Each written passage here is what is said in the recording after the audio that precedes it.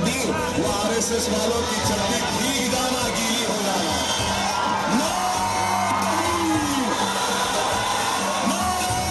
UP नदी काट रही है तो कैसी पतंग है सोचो, ये मेड इन चाइना का माजा नहीं है भाई, मेक इन इंडिया बोल रहे ना, ये माजा मेक इन चंद्रागुट्टा हैदराबाद है, मेक इन हैदराबाद का मांझा है। ऐसा है, आपको करना कुछ नहीं है भाई, पतंग गिली भी है, कन्ने बेहतरीन है, मांझा अच्छा है, बस। ओवैसी साहब अनकरीब आपके बीच में रूबरू होंगे।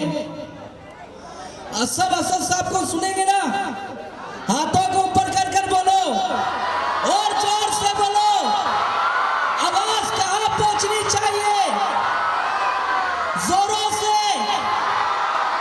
अब इस जलसे नाराए तकबीर, नाराए तकबीर। असदुद्दीन ओवैसी, अब्दुल भाई आगे बढ़ो। साथियों, आप लोगों को मालूम है कि हमने किस किस पार्टी को वोट दिया और किसने क्या क्या काम किया है, और साथ साथ ये भी हमें मालूम है कि कहाँ कहाँ कौन और क्या है। हमारे मोहल्ले के हर्दल अजीज जनाब अब्दुल बशीर शेख साहब, जिनका निशान पतंग, आने वाली 1 तारीख को आपको 5 नंबर का बटन दबाकर उनको जिताना है, क्योंकि हमारे मोहल्ले में हमारे अब्दुल बशीर शेख साहब ने इतना पानी भरा हुआ था मिट्टी खाड़ी के अंदर, उन्होंने मदद किया। लॉकडाउन के अंदर उन्होंने अपने ही साथ में हमारी टीम को लेकर जो मदद की है, और कितने ऐसे लोग हैं जिन्होंने मदद के नाम पर खा लिया है, वो हमको मालूम है। इसके लिए साहब जो बड़े ही जज्बाती अंदाज में आपसे खिताब कर रहे थे, अब उसके बाद में एक हमारे ऐसे ही बुजुर्ग जो मजलिस के लिए दिन रात मेहनत कर रहे हैं और यहाँ के बहुत ही बुजुर्ग शख्सियत है, बादब शख्सियत है, मेरी गुजारिश है जनाब उस्मान साहब जो जिसका हामी हो खुदा उसको मिटा सकता है कौन। मेरे भाइयों और बुजुर्गों और दोस्तों, हम तो वोट देते चले आ रहे हैं अभी तक, और पार्टियों को हमने वोट दिया है, सभी पार्टियों को लगभग हमने अलग अलग वोट दिया है, हर पार्टी ने हमारा वोट लिया है, लेकिन हमको सिर्फ वोट के लिए इस्तेमाल किया है। वोटिंग हमारा, हमको वोट मिल गया, वोट मिलने के बाद 5 साल तक तुम कौन और हम कौन, कोई किसी का पुरसाने हाल नहीं कि तुम्हारी बस्ती में क्या हो रहा है, तुम्हारे क्या हालात है, तुम्हारे क्या मामलात है, क्या मुश्किलात है, कोई कुछ पुरसाने हाल नहीं। तो मेरे भाइयों, बुजुर्गों और दोस्तों, वक्त की किल्लत है, मैं ज़्यादा नहीं बोलूँगा, थोड़ा ही बोलूँगा। अल्लाह तबारक व तआला ने हमारे बीच में एक ऐसे मर्द मुजाहिद को भेजा है जो हमारी आवाज़ को असेंबली तक ले जाता है, असेंबली में हमारी आवाज़ को उठाता है, हमारे मसलों के लिए लड़ता है, और वो मर्द मुजाहिद है जनाब हाजी असदुद्दीन ओवैसी साहब। और उनके बजरिए जो पार्टी चल रही है, आज उसी की बदौलत आज हमारे 163 लिंबायत विधानसभा विस्तार से जनाब अब्दुल बशीर शेख साहब को उम्मीदवार चुना गया है, जो हमारे हरदिल अजीज लीडर है, हर काम में आगे आगे अपना हिस्सा लेते हैं, हर किसी का काम, हर किसी का दुख दर्द जानते हैं। तो हमारा फर्ज ये बनता है कि हम अपने दोस्तों से, अपने घर वालों से, अपने मोहल्ले वालों से, सबसे अपील करें कि हम अपना वोट सिर्फ पतंग को दें, 5 नंबर के बटन पर उंगली दबाए, हमारा वोट सिर्फ पतंग को जाना चाहिए। हमारा एक लीडर जो असेंबली में पहुंचेगा, विधानसभा में पहुंचेगा, तो हमारे हक की बात कर सकेगा, हमारे लिए आसानियां पैदा कर सकेगा। आज भाई, मेरे भाइयों, बुजुर्गों और दोस्तों, आज हम बहुत पिछड़ी हुई कौम की तरह गिना जा रहे हैं। आज हमारे अंदर तालीम की कमी है। इंशाअल्लाह अजीज मैं आपको भरोसा दिलाऊंगा कि हमारे अगर लीडर अब्दुल बशीर साहब आ जाते हैं तो मैं उनसे यहाँ पर एक कॉलेज खुलवाने की इंशाअल्लाह उनसे दरख्वास्त करूँगा और उस काम को मैं सक्सेस भी करूँगा इंशाअल्लाह, ताकि हमारी कौम आगे बढ़ सके, हमारे बच्चे पढ़ सके। आखिर ज़्यादा नहीं कहते हुए, वक्त की किल्लत है, इतना ही कहूँगा कि हमारा वोट किसको? पतंग को। क्योंकि हमारी नजरें जितनी ऊंचा रहेगी, ऊंची रहेगी, वो आसमान की तरफ रहेगी, और अगर हमारी नजरें झुक गई तो कहाँ रहेगी? गंदगी की तरफ। तो हमें आसमान की तरफ प्रवास करना है मेरे भाइयों, बुजुर्गों, दोस्तों। अपने भाई को चुनकर लाना है और हमारी आवाज को असेंबली तक पहुंचाना है। पहुंचाओगे ना भाई? बस इतना कहते हुए मैं अपनी बात को यहाँ पर खत्म करता हूँ। अस्सलाम वालेकुम।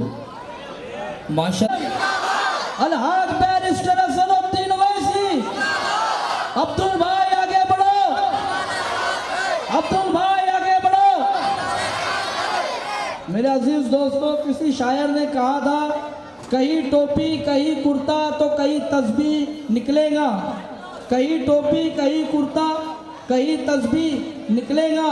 मुसलमानों के घरों से बस यही सामान निकलेगा, मुसलमानों के घरों से बस यही सामान निकलेगा। और हमारी मोहब्बत का आलम तुम नहीं समझोगे गद्दारों, हमारी मोहब्बत का आलम तुम नहीं समझोगे गद्दारों। हमारा खून निचोड़ोगे तो हिंदुस्तान निकलेगा, हमारा खून निचोड़ोगे तो हिंदुस्तान निकलेगा। एक बार हिंदुस्तान जिंदाबाद के भी नारे लगाना है। हिंदुस्तान, हिंदुस्तान, हिंदुस्तान। अब आइए इस जलसे को आगे बढ़ाते हुए आपके बीच में हमारी सूरत मजलिस इत्तेहादुल मुस्लिमीन की शेरनी रुखसाना आपा, इन्हें आवाज दूंगा कि वो यहाँ पर आए और अपने ख्यालों का इज़हार तालियों के साथ रुखसाना आपा का स्वागत करें।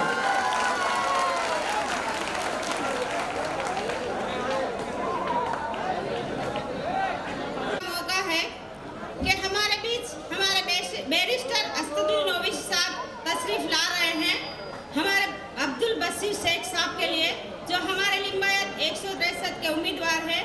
और वो भी बड़ी खुशी की बात है कि हमारे अब्दुल भाई जो इलेक्शन लड़ रहे हैं, हमेशा आवाम के बीच में रहे हैं, हर सुख दुख में उनके काम आए हैं। बाढ़ हो, एनआरसी हो, शाहीन बाग हो और दवाखाने के बहुत सारे काम हो, उसमें अब्दुल भाई हमेशा लोगों के साथ में रहे हैं। तो आज ऐसे उम्मीदवार को हम चाहते हैं कि लेके आए। तो हम आपसे ये गुजारिश करने आए हैं कि हमने हर बार 70 सालों से हमने एक कांग्रेस के पंजे को लेकर चले हैं, लेकिन हमेशा उस पंजे ने हमारी पीठ पे वार किया है, हमें अंधेरे में रखा है, हमें डराया है, हमें धमकाया है कि अगर आप पंजे का वोट नहीं देंगे तो बीजेपी आ जाएगी। और बीजेपी ने हमेशा हमारे सीने पे वार किया है और हमें डराया है, धमकाया नहीं, लेकिन सच साबित करके दिखाया है। और बहुत जुल्म हमारे साथ मौजूदा सरकार में हो रहे हैं। तो आज ये सारी चीजों से हमें निजात दिलाने के लिए, हमारा हक दिलाने के लिए आज हमारी एक पार्टी, एक सच्ची पार्टी, और जो हमारा हक दिलाने के लिए आई है, वो एमआई पार्टी है। उसका निशान पतंग है और 5 नंबर का बटन दबा के हमें अब्दुल भाई को कामयाब करना है, हमारे ओवैसी साहब को कामयाब करना है। भाइयों, हम आज मौजूदा सरकार के जो जुर्म सह रहे हैं, कभी हमारी नमाज पे उंगली उठती है, कभी हमारी टोपी पे उंगली उठती है, कभी हमारी मस्जिद पे उंगली उठती है, कभी हमारे नकाब पे उंगली उठती है, हर चीज पे, ट्रिपल तलाक, हर हमारी शरीयतों पे जो खिलाफत हो रही है, उसकी आवाज एक ही इंसान उठा रहा है पार्लियामेंट में, हो बैरिस्टर असदुद्दीन ओवैसी साहब। तो उनका हाथ तो हमें मजबूत करना होगा और हमें करना होगा। हमें नहीं भूलना चाहिए, हम 2002 के गोबराकांड को ध्यान में रखते वोट करेंगे, हम ज्ञानवापी मस्जिद को ध्यान में रखते वोट करेंगे, हम वापी मस्जिद को भी ध्यान में रखते वोट करेंगे। नारा तकबीर, तकबीर। मजलिस इत्तेहादुल मुस्लिमीन, मजलिस, मजलिस जीतेगा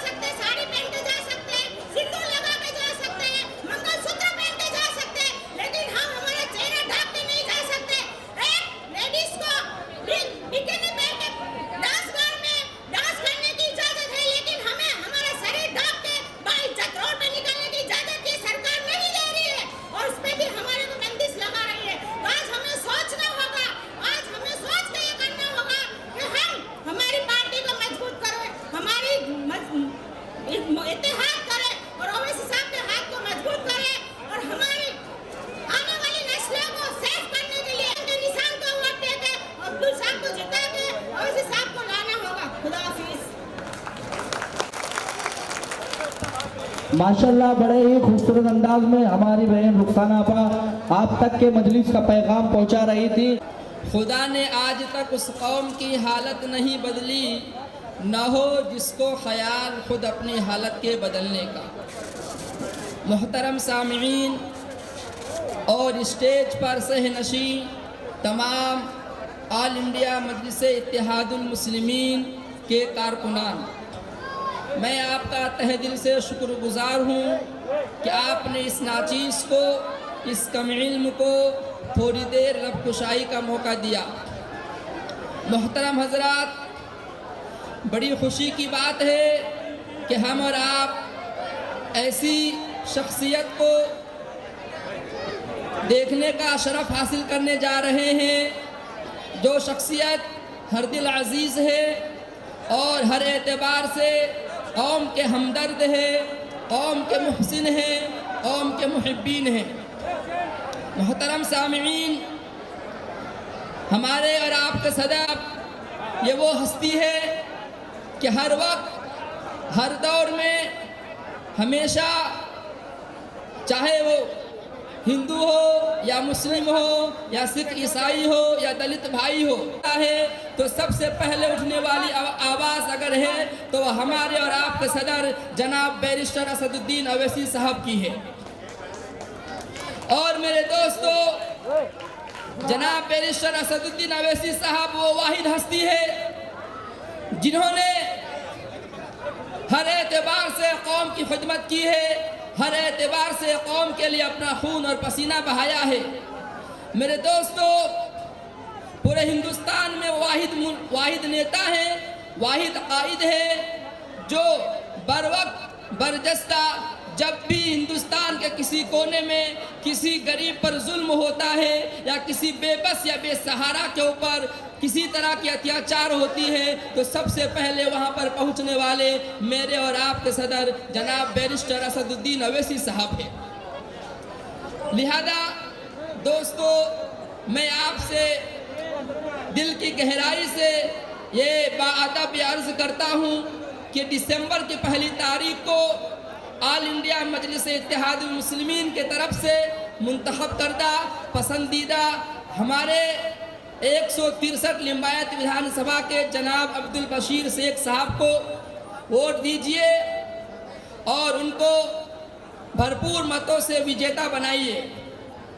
मैं इसी चंद बातों पर अपनी तकरीर को ख़त्म करता हूँ शेर के साथ कि हज़ारों साल नरगिस अपनी बेनूरी पे रोती रही, हज़ारों साल नरगिस अपनी बेनूरी पे रोती रही, बड़ी मुश्किल से होता है चमन में दीद अवर पैदा। वाखिर दावाना अनिल हम्दुलिल्लाहि रब्बिल आलमीन।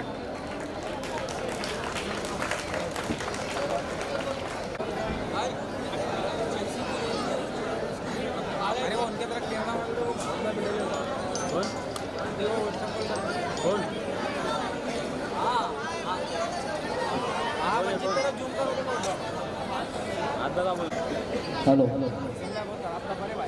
नहमदुहु नुसल्ली व नुसल्लिमु अला रसूलिहिल करीम अम्मा बाद फ़ौज़ु बिल्लाहि मिनश शैतानिर रजीम बिस्मिल्लाहिर रहमानिर रहीम।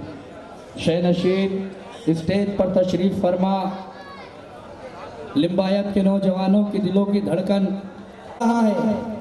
यहाँ पर बैठी हुई आवाम की गवाही बता रही है कि इस बार लिम्बायत की आवाम अपना कीमती वोट सिर्फ और सिर्फ पतंग का निशान और 5 नंबर का बटन दबाकर अब्दुल बशीर साहब को कामयाब करेंगे। लिम्बायत की फिजाओं के अंदर, सूरत की फिजाओं के अंदर आसमान में सिर्फ पतंग पतंग पतंग पतंग पतंग उड़ेंगी। उड़ेंगी ना पतंग? कैसे उड़ेंगी? कैसे उड़ेंगी?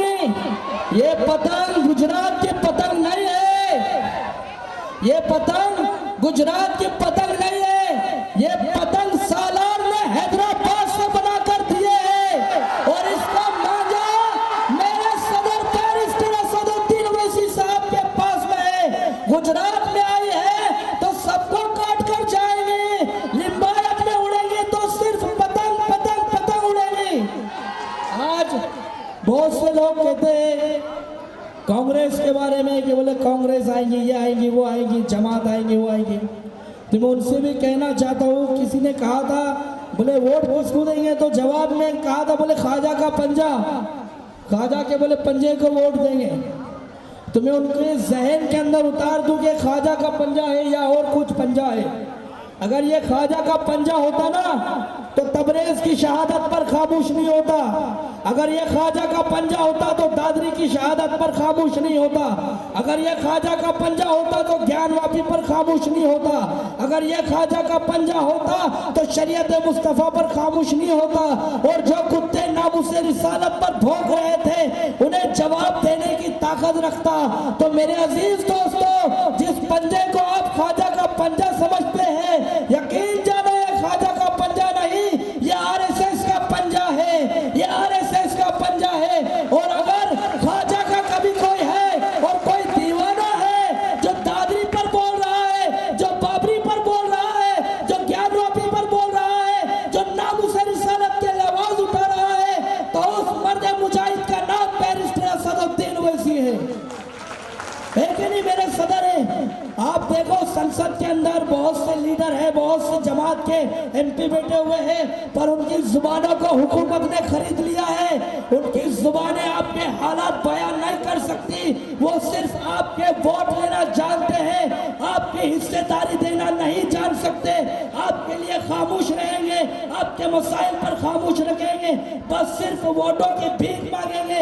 अगर कभी कोई शख्स आपके लिए ऐवान संसद के अंदर, हिंदुस्तान की हुकूमत के अंदर आंखों में आंखें डालकर बात करता है तो उस मर्द मुजाहिद का नाम बैरिस्टर असदुद्दीन ओवैसी है। अब आइए, मैं कुछ तकरीर के लिए खड़े नहीं हुआ था, एक बार नारा लगाना है, नारे तकबीर, इमाम, इमाम, जोरों से बोलो, जोरों से। यहाँ पर अवाम जो बैठे हुए हैं ना, पता चल जाए, दिल्ली में बैठे हुकूमत को भी पता चल जाए कि लिम्बायत के अवाम हरकत में आ चुकी है, इनकलाब बर्पा करने वाली है। और इस बार लिम्बायत के अवाम 163 लिम्बायत विधानसभा के उम्मीदवार अब्दुल बशीर शेख साहब को जिताने वाली है। नारे तकबीर, नारे तकबीर, इमाम, इमाम। अब आपके सामने हमारे 163 लिम्बायत विधानसभा के महिला प्रमुख अंजुम शाह ने आवाज दूंगा। तो यहाँ पर आई हुई आवाम का मैं तहे दिल से शुक्रिया अदा करती हूँ। मजलिस की मोहब्बत में आप यहाँ आए, आपका बहुत बहुत शुक्रिया। मैं आपका ज़्यादा वक्त ना लेते हुए बहुत कम वक्त में अपनी बात को ख़त्म करूँगी। स्टेज पे बैठे हुए मजलिस के सभी दीवाने अपने अपनी दिल की बात कहने के लिए बेकरार बैठे हैं।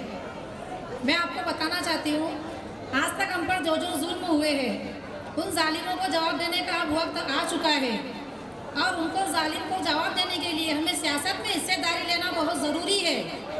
मेरे भाइयों और मेरे बहनों, मैं आपको बताना चाहूँगी कि आज तक जो हम पे जो जुल्म हुए हैं, उनको जालिमों को जवाब देना अगर हमें है तो हमको दिसंबर के दिन 1 तारीख के दिन पतंग का बटन दबा के 5 नंबर का बटन है हमारे अब्दुल शेख साहब का, अपना पार्टी, अपना उम्मीदवार, अपने भाई को जिताना है और सियासत में हिस्सेदारी लेना है।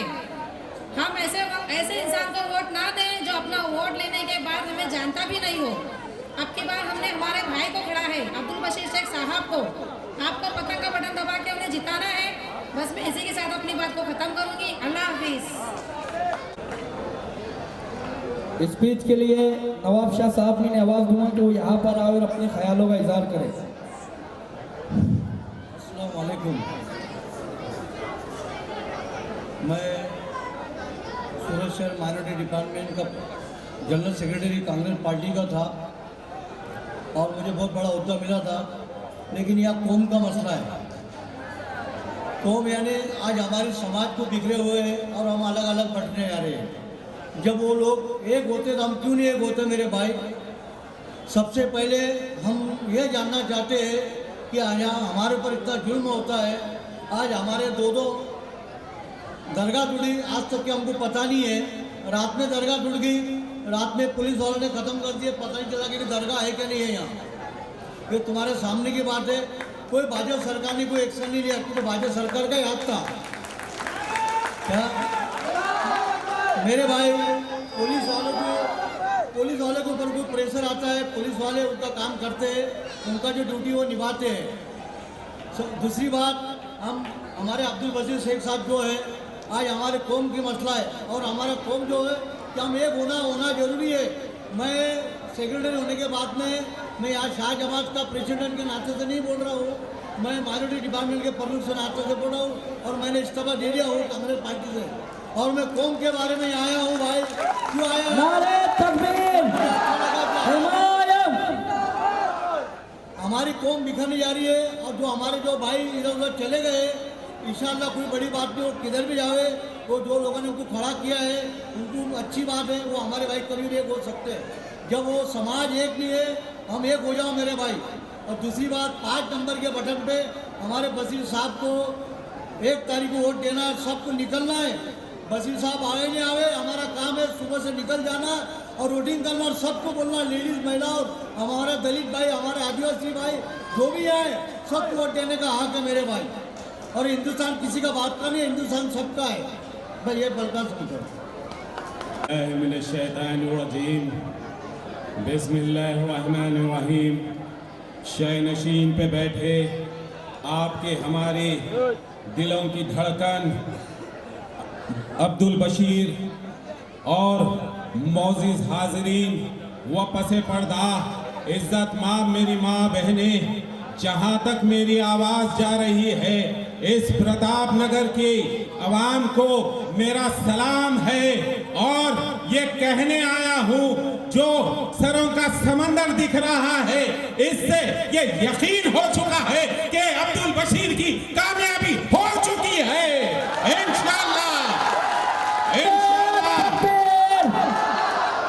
इंशाअल्लाह 1 तारीख के दिन एक फैसला कुन पैगाम जाएगा इस लिम्बायत से, जो गुजरात की तमाम फिजा में गूंजेगा कि अब्दुल बशीर की कामयाबी यकीनी हो चुकी।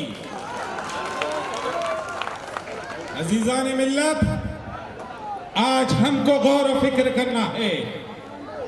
आज हिंदुस्तान के हालात दिन पे दिन किस तरीके से करवट ले रहे हैं, किस तरीके से मुसलमानों का इस्तेसाल हो रहा है, किस तरीके से मुसलमानों को निशाना बनाया जा रहा है।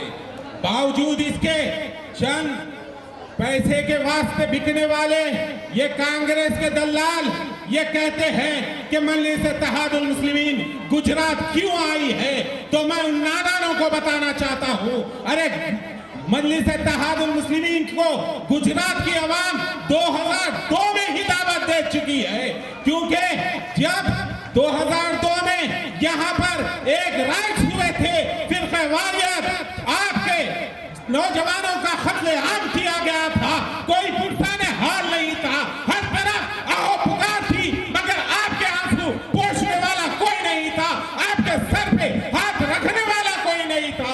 ऐसे वक्त बैरिस्टर असदुद्दीन अवैसी ने एक टीम को गुजरात भेजा, तो हमने गुजरात की माँ बहनों से यह पूछा, क्या तुम पर जुल्म हुआ, क्या तुम पर ज्यादती हुई? तो गुजरात की मेरी माँ बहने, मेरे नौजवान, मेरे बुजुर्गों के आंखों में आंसू आ गए, कहने लगे हाँ हम पर जुल्म हुआ, हाँ हम पर ज्यादती हुई, क्योंकि यहाँ पर मजलिस इत्तेहादुल मुस्लिमीन जैसी जमात नहीं, क्योंकि यहाँ पर बैरिस्टर असदुद्दीन अवैसी की जैसी क़ियादत नहीं, क्योंकि यहाँ पर अकबरुद्दीन अवैसी जैसा जोश नहीं।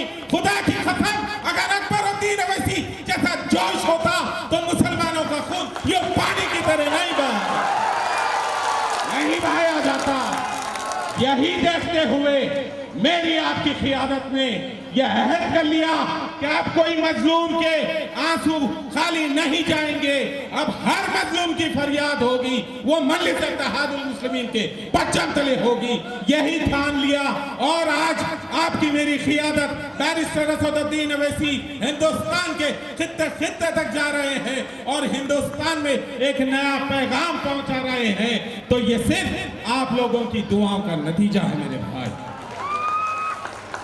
अरे कब तक हम यूं मजलूम, यूं बेसहारा बनकर रहेंगे? अरे जो कांग्रेस है वो सबसे बड़ी हमारी दुश्मन है, क्योंकि देश की आजादी के बाद से अगर सबसे ज्यादा मुसलमानों को कोई नुकसान पहुंचाई है तो वो कांग्रेस है, क्योंकि हर वक्त आपके दरमियान में सेकुलरिज्म की बात की, आपका वोट का इस्तेमाल किया और आपके बस्तियों को नजरअंदाज कर दिया गया। आज देखो सूरत के दूसरे शहरों का रुख देखो, किस तरीके से वहां पर डेवलपमेंट्स है, मगर हमारे बस्तियों को जब हम देखते हैं तो आंखों से आंसू निकल जाते हैं कि किस तरीके से हम मफलूसी में अपनी जिंदगी गुजार रहे हैं। क्या हमको जीने का हक नहीं? क्या हम इस मुल्क के शहरी नहीं? अरे हमारे आबो अजदाद ने इस मुल्क के लिए कुर्बानियां दी, क्या ये भूल चुके हो? और आज आपको कभी हिजाब के नाम पर तो कभी शरीयत के नाम पर तो कभी आपके सीए एनआरसी एनआरपी के नाम पर मुसलमानों का इस्तेसाल होते आ रहा है। अगर ऐवान पार्लियामेंट में कई एक लीडर्स है मगर उनकी जबानों को लखवा मार दिया है, कोई आवाज बनती है तो वो आपकी मेरी जुर्रतमंद क़ियादत है, जिसका नाम बैरिस्टर असदुद्दीन अवैसी है, जिसका नाम बैरिस्टर असदुद्दीन अवैसी है, जिसका नाम अकबरुद्दीन अवैसी है। ये नौजवानों का वो शेर है, ये नौजवानों के दिलों में बसने वाला अगर कोई नाम है तो वो अकबरुद्दीन अवैसी है। जहां तक मेरी आवाज जा रही है, एक बार मजलिस इत्तेहादुल मुस्लिमीन जिंदाबाद कहते हुए अपने हाथों को उठाकर ये पैगाम दे दो कि हमारी कामयाबी यकीनी हो चुकी। मजलिस इत्तेहादुल मुस्लिमीन, मजलिस इत्तेहादुल मुस्लिमीन। और याद रखो मुसलमानों, आपके दरमियान में अब्दुल बशीर को लाया गया है। बैरिस्टर असदुद्दीन अवैसी साहब ने आपके दरमियान में आपका उम्मीदवार बनाकर अब्दुल बशीर को लाया है, तो इसका मकसद एक ही है कि अब्दुल बशीर अहद करता है कि आपके लिए काम करने के लिए अपनी जिंदगी वक्फ करने की बात की है। मजलिस इत्तेहादुल मुस्लिमीन के परचम तले अब्दुल बशीर जिस दिन यहाँ से मुंतखब होगा, आपकी बस्ती में एक पार्क कायम होगा, आपके नौजवानों के लिए एक स्कूल कायम होगा, आपके नौजवानों के लिए एक बैंक कायम होगा, ताकि नौजवानों को उसके जरिए लोन फराहम हो सके, वो अपने पाँव पे ठहर सके। इस तरीके से मजलिस इत्तेहादुल मुस्लिमीन जहां पर भी जाती है अपने उम्मीदवारों से ये वादा लेती है कि तुम 24 घंटे अवाम के दरमियान में रहना, अवाम के दुख दर्द में तुम शरीक होना। यही अहद लेकर आज बैरिस्टर असदुद्दीन अवैसी ने एक रहनुमा, एक मिल्लत का दर्द रखने वाले अब्दुल बशीर को आपके दरमियान में लाया है। मैं अपने माँ बहनों से, अपने बुजुर्गों से दर्दमंदाना अपील करता हूँ, वक्त का तकाजा है। 25 साल कांग्रेस हमसे खिलवाड़ करी और आज 27 साल से हमारे बस्तियों को नजरअंदाज करने वाली ये बीजेपी हुकूमत को इस लिम्बायत शहर से उखाड़ फेंकिए, क्योंकि वोट की ताकत ही आपका मुकद्दर बदल सकती है और कोई चीज से आप अपने मुकद्दर को नहीं बदल सकते। अज़ीज़ाने मिल्लत, आज हम हैदराबाद शहर से आए हैं तो ये दर्द लेके आए हैं, ये तकलीफ लेके आए हैं, किस तरीके से आप मजलूम बनकर यहाँ पर जिंदगी गुजार रहे हैं। मुत्तहद हो जाइए, मुनज़्ज़म हो जाइए, कुछ ही देर में आपकी हमारी क़ियादत यहाँ पर आने वाली है, जिसका बेसब्री से आप इंतजार कर रहे हैं। जो क़ियादत हर वक्त आपके लिए तड़पती है, आपके लिए ऐवान पार्लियामेंट में आपके मसाइल को हल कराती है, मेरी माँ बहनों के मसाइल को हल कराने वाली वो जुर्रतमंद क़ियादत बैरिस्टर असदुद्दीन अवैसी है। हमको अपनी जमात को रुकने नहीं देना, अपनी क़ियादत को रुसवा होने नहीं देना। हमको मुत्तहद होकर मजलिस इत्तेहादुल मुस्लिमीन के हक में वोट देना होगा। अरे आए दिन ये कहते हैं कि कभी हम पर सीए एनआरसी थोपते हैं और कभी कहते हैं कि हिंदुस्तान का मुसलमान दूसरे दर्जे का शहरी है। अरे मैं ये कहना चाहता हूँ ऐ फिरका परस्तों, ये मुल्क तुम्हारे बाप का नहीं, ये मुल्क जितना तुम्हारा है उतना हमारा है। इस मुल्क के लिए हमारे आबा अजदाद ने कुर्बानियां बचने के लिए हमने लाल किला दिया, इस मुल्क को खूबसूरती देने के लिए हमने ताजमहल दिया, इस मुल्क को बुलंदी देने के लिए हमने कुतुब मीनार दिया। तो मैं पूछता हूँ, ऐ फिरका परस्तो, ऐ कांग्रेस के दल्लो, तुमने क्या दिया? तुमने सिर्फ इस मुल्क में 2 लाख से ज्यादा मुसलमानों का कत्लेआम किया। ये कांग्रेस है जो पिछले आजादी के जब से आज तक सिर्फ मुसलमानों का इस्तेसाल करते आई है। गौर करो मुसलमानों, आज हमको मुत्तहद और मुनज़्ज़म होना होगा। ना सिर्फ 25 करोड़ मुसलमान, बल्कि आज मेरे दलित भाई, मेरे पिछड़ा तबका, मेरे सेकुलर भाई आज खांधे से खांधा मिलाकर मजलिस इत्तेहादुल मुस्लिमीन के क़ियादत को अपने सर का ताज मान चुकी है। तो आज हमको भी मुत्तहद और मुनज़्ज़म होते हुए मजलिस इत्तेहादुल मुस्लिमीन के हक में वोट देना होगा। मजलिस आपकी जमात है, हर वक्त आपके लिए फिक्रमंद होती है, क्योंकि जहां पर भी मजलिस जाती है अपने नुमाइंदों से काम लेना, यही आपकी क़ियादत का सबसे पहला काम है। आज आप देखते हैं शहर हैदराबाद में अकबरुद्दीन अवैसी साहब, देखिए आपकी हमारी हर दिल अजीज क़ियादत जिसका नाम बैरिस्टर असदुद्दीन अवैसी है,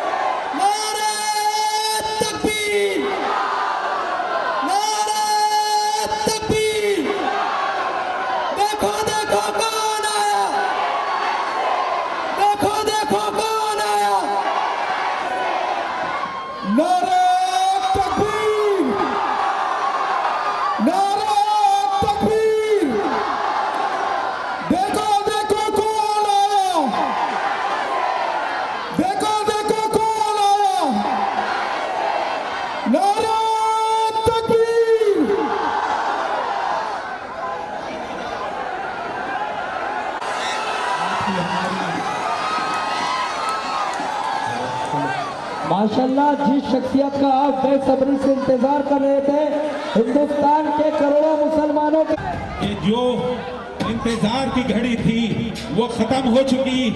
आपकी मेरी हर दिल अजीज क़ियादत जनाब बैरिस्टर असदुद्दीन अवैसी साहब सदर मोहतरम स्टेज पे आ चुके हैं। आप लोग 2 मिनट में खत्म कर कर सदर मोहतरम को दावत दूंगा। तो मैं यही कहना चाह रहा था कि आपकी हमारी क़ियादत बैरिस्टर असदुद्दीन अवैसी साहब अपने उम्मीदवारों से किस तरीके से काम लेते हैं जब मुंतखब होते हैं। आपने देखा आपकी हमारी क़ियादत अकबरुद्दीन अवैसी साहब ऐवान असेंबली में तेलंगाना में हुकूमत के आंखों में आंखें डालकर अपना लोहा मनवाते हैं। अपने मसाइल को हल कराने वाली वो जुर्रतमंद क़ियादत जिसका नाम अकबरुद्दीन अवैसी है, जो माइनॉरिटी फाइनेंस कॉर्पोरेशन में 2000 करोड़ से ज्यादा रकम फराहम की गई है तो माइनॉरिटीज के लिए। और फिर वहां इतना ही नहीं, वहां की गरीब बच्चियों की शादी के लिए 1,01,616 रुपए हर गरीब बच्ची को गवर्नमेंट से फराहम किया जाता है। ये मेरी आपकी जुर्रतमंद क़ियादत है जिसका नाम बैरिस्टर असदुद्दीन अवैसी साहब है। तो आज अपने मुस्तकबिल को सोचो, आने वाले मुस्तकबिल के लिए मजलिस इत्तेहादुल मुस्लिमीन का दामन थाम लो। आज तमाम हिंदुस्तान की रियासतों में आपके लिए दुआ हो रही है, आपके इत्तेहाद के लिए दुआ हो रही है। अपनी जमात को रुकने मत दो, अपनी क़ियादत को झुकने मत दो और एक नारा लगाओ, मजलिस इत्तेहादुल मुस्लिमीन, मजलिस इत्तेहादुल मुस्लिमीन। क्योंकि अभी बहुत बोलना चाह रहा था, मगर आपको सदर मोहतरम को सुनना है, मुझे भी अपने सदर मोहतरम को सुनना है। तो ये शेर आपकी नजर करता हूं। खामोश मिजाजी तुम्हें जीने नहीं देगी, खामोश मिजाजी तुम्हें जीने नहीं देगी। इस दौर में जीना है तो कोहराम मचा दो, हालात में छा जाना ही जीने का हुनर है। वो जी नहीं सकता जिसे हालात का डर हो। वाखिर दावन अल्हम्दुलिल्लाह रब्बिल आलमीन। माशाल्लाह बड़े ही जज्बाती अंदाज के अंदर मलकपेट हैदराबाद के कॉर्पोरेटर अब्दुल सलाम साहब आपसे खिताब कर रहे हैं।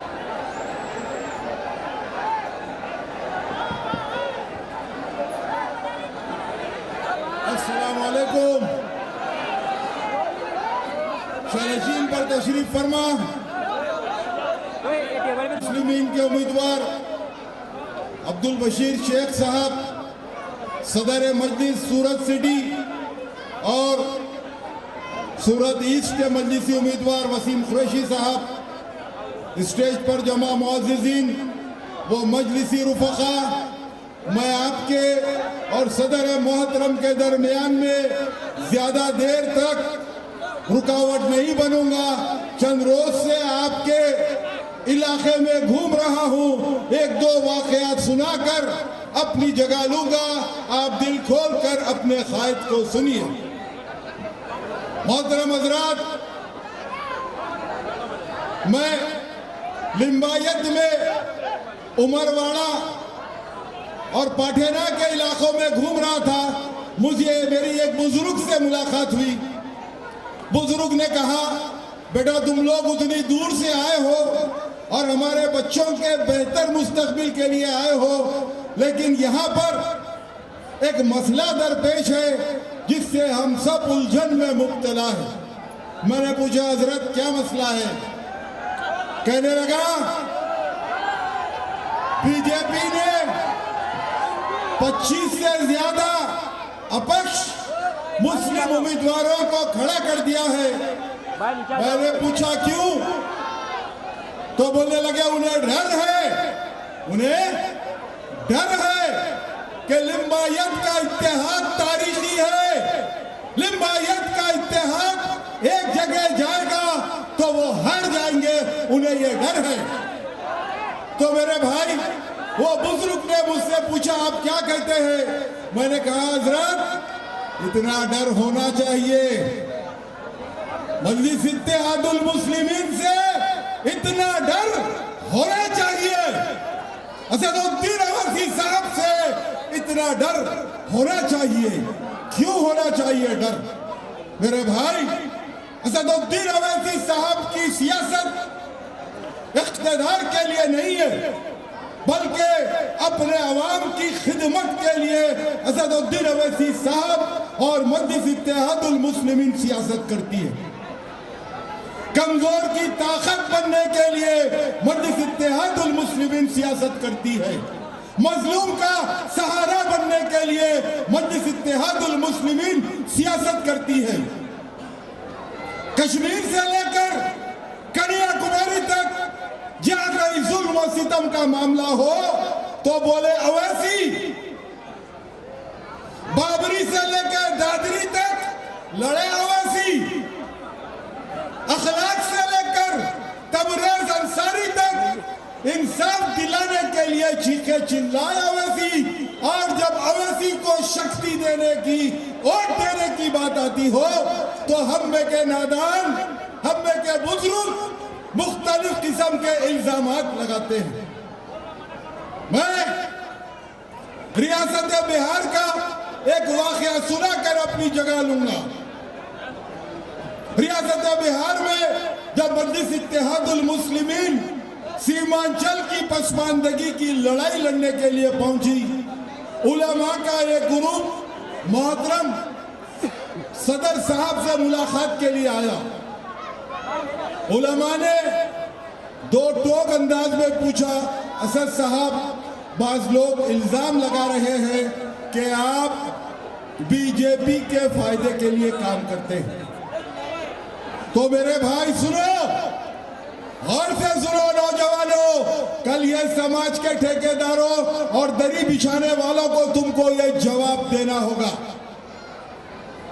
असद साहब ने कहा हम दोनों मदीने मुनव्वरा जाएंगे, रोज़े रसूल सल्लल्लाहु अलैहि वसल्लम के पास, खदमे मुबारक के पास ठहर कर आप मेरी हलाकत की बद्दुआ करना, मैं आमीन कहूंगा।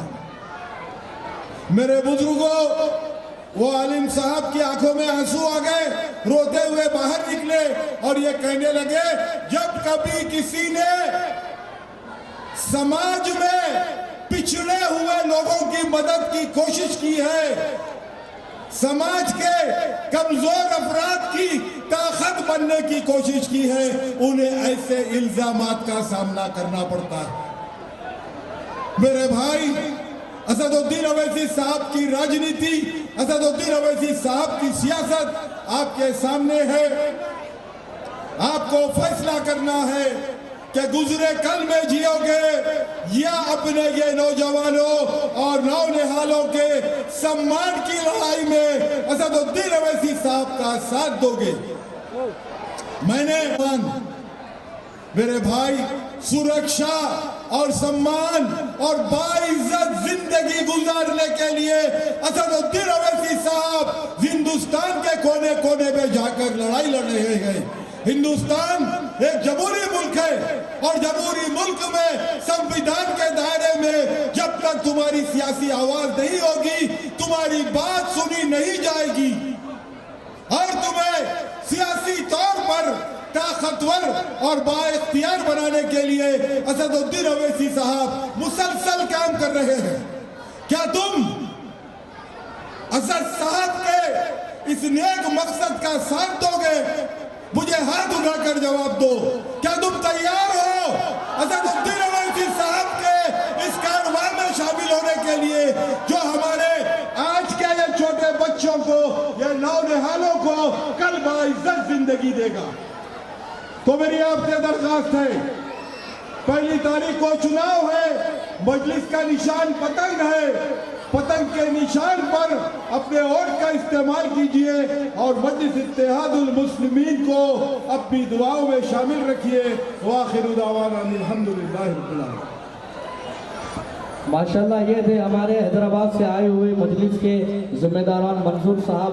अब आइए जो हमारे मेहमान सदर मोहतरम नकीब मिल्लत अलहाज जनाब बैरिस्टर असदुद्दीन अवैसी साहब की खुदकुशी के लिए मैं हमारे इंचार्ज 163 लिम्बायत विधानसभा के हसन भाई और 163 लिम्बायत विधानसभा के प्रमुख कल्लू भाई अंसारी और वार्ड नंबर 18 के प्रमुख हुसैन शाह, इन्हें आवाज़ दूंगा तो यहाँ पर आए और सदर मोहतरम बैरिस्टर असदुद्दीन अवैसी साहब की खुदकुशी करें।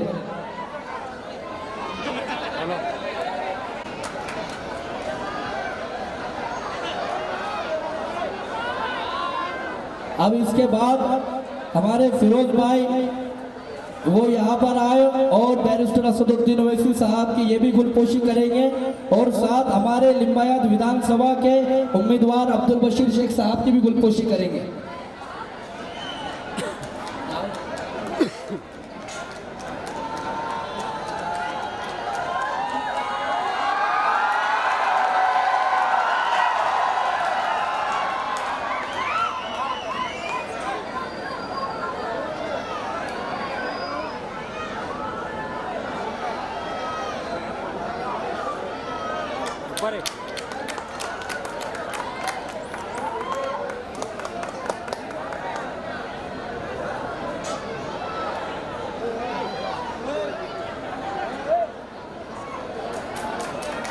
अब इसके बाद में मेरे अजीज दोस्तों,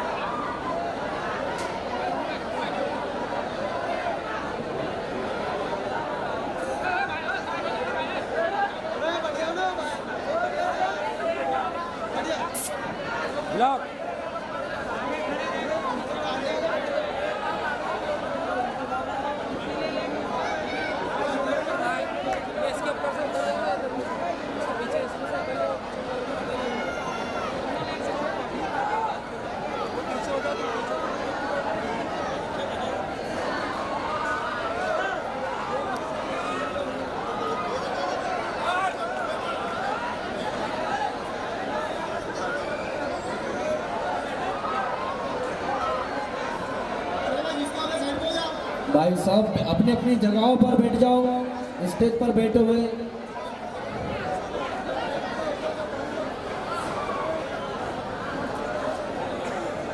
सब अपनी अपनी जगहों पर बैठे।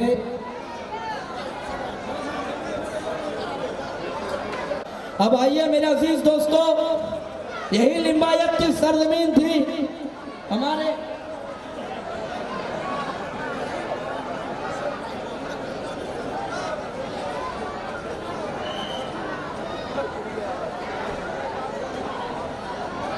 साहब की सभा कराई है। अब उसी लीडर को जो यहाँ के मसाइल हल करते, हमारे ऐसे बेबाक लीडर जनाब अब्दुल बशीर शेख साहब, उन्हें आवाज दूंगा कि वो यहाँ पर आए और अपने जज्बाती अंदाज में बयान करे। जोरदार नारों के साथ में अब्दुल बशीर शेख साहब का इस्तेमाल करे। नारे तकबीर। देखो देखो कौन आया, देखो देखो कौन आया, असदुद्दीन ओवैसी। अब्दुल भाई आगे बढ़ो। औज़ु बिल्लाहि मिनश शैतानिर रजीम, बिस्मिल्लाहिर्रहमानिर्रहीम। अल्लाह के नाम से हर काम का आगाज़ करता हूँ, उसी पे भरोसा है और उसी पे नाज करता हूँ। स्टेज पे जलवा फरमा हमारे राष्ट्रीय अध्यक्ष जनाब अलहाज बैरिस्टर हाजी असदुद्दीन ओवैसी साहब और हमारे सूरत के प्रमुख मजलिस इत्तेहादुल मुस्लिमीन के वसीम भाई कुरैशी और मेरे तमाम साथी, हैदराबाद से आए हुए हमारे कॉरपोरेटर्स, वहाँ के मेहमान, और उन्होंने जो मेरे साथ यहाँ पे सारी जो मेहनतें की है डोर टू डोर चलकर, उन तमाम हजरात और महिला प्रमुख नजमा आपा और 163 महिला प्रमुख अंजुम शाह और तमाम हाजरीन मजलिस और यहाँ पे जो सरों का सैलाब है, इन तमाम लोगों को अस्सलाम वालेकुम रहमतुल्लाहि व बरकातहू। फिर से कहूँगा, एक बार जोर से आवाज दीजिए, अस्सलाम वालेकुम रहमतुल्लाहि व बरकातहू। अब लग रहा है कि मैं अपनों के बीच में खड़ा हूँ। मैं साथ ही साथ हमारे पुलिस डिपार्टमेंट के अंदर जाला साहब का तहे दिल से शुक्रिया अदा करता हूँ कि इन्होंने हमको जिस हिसाब से सिक्योरिटी दी है, बहुत इनके काबिल तारीफ है और ये हमारा हमेशा साथ देते रहे हैं और इंशाअल्लाह आगे भी साथ देंगे। और क्यों ना देंगे, क्योंकि एमएलए तो मैं ही बनने वाला हूँ।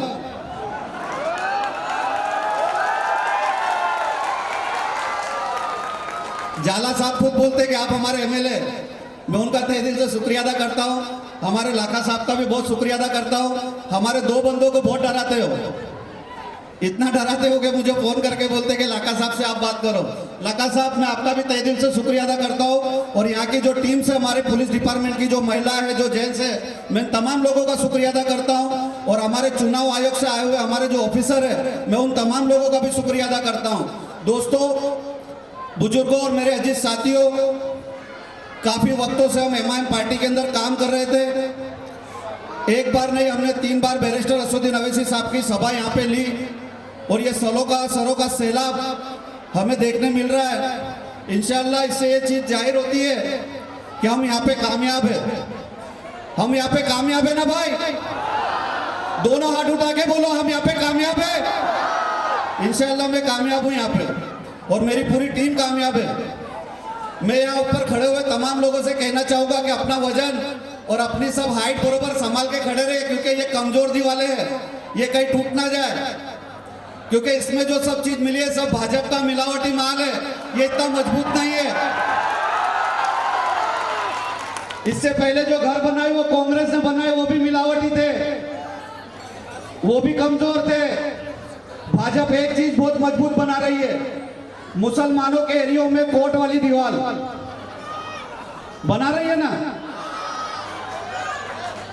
वो बहुत मजबूत बना रही है। क्योंकि उन्हें पता है कि यहाँ का जो डेवलपमेंट अभी एमआईएम पार्टी करने वाली है, क्योंकि एमआईएम जब यहाँ से जीत कर आएगी तो यकीन मानिए आपके पर जितनी भी तकलीफ है, मुसीबतें हैं, इंशाअल्लाह वो पूरी दूर हो जाएगी। क्यों हमारी पार्टी के अंदर कॉर्पोरेटर बनकर, एमएलए बनकर घर में नहीं बैठा जाता। बैरिस्टर असदुद्दीन अवैसी साहब हर एक आदमी का क्लास लेते हैं और ये पूछते हैं कि तुमने तुम्हारे इलाके में क्या काम किया। अगर नहीं काम करते तो सस्पेंड करने की भी ताकत उनमें है। चालू पद पे से सस्पेंड कर सकते हैं अल्हम्दुलिल्लाह, वो भी, और किया भी है।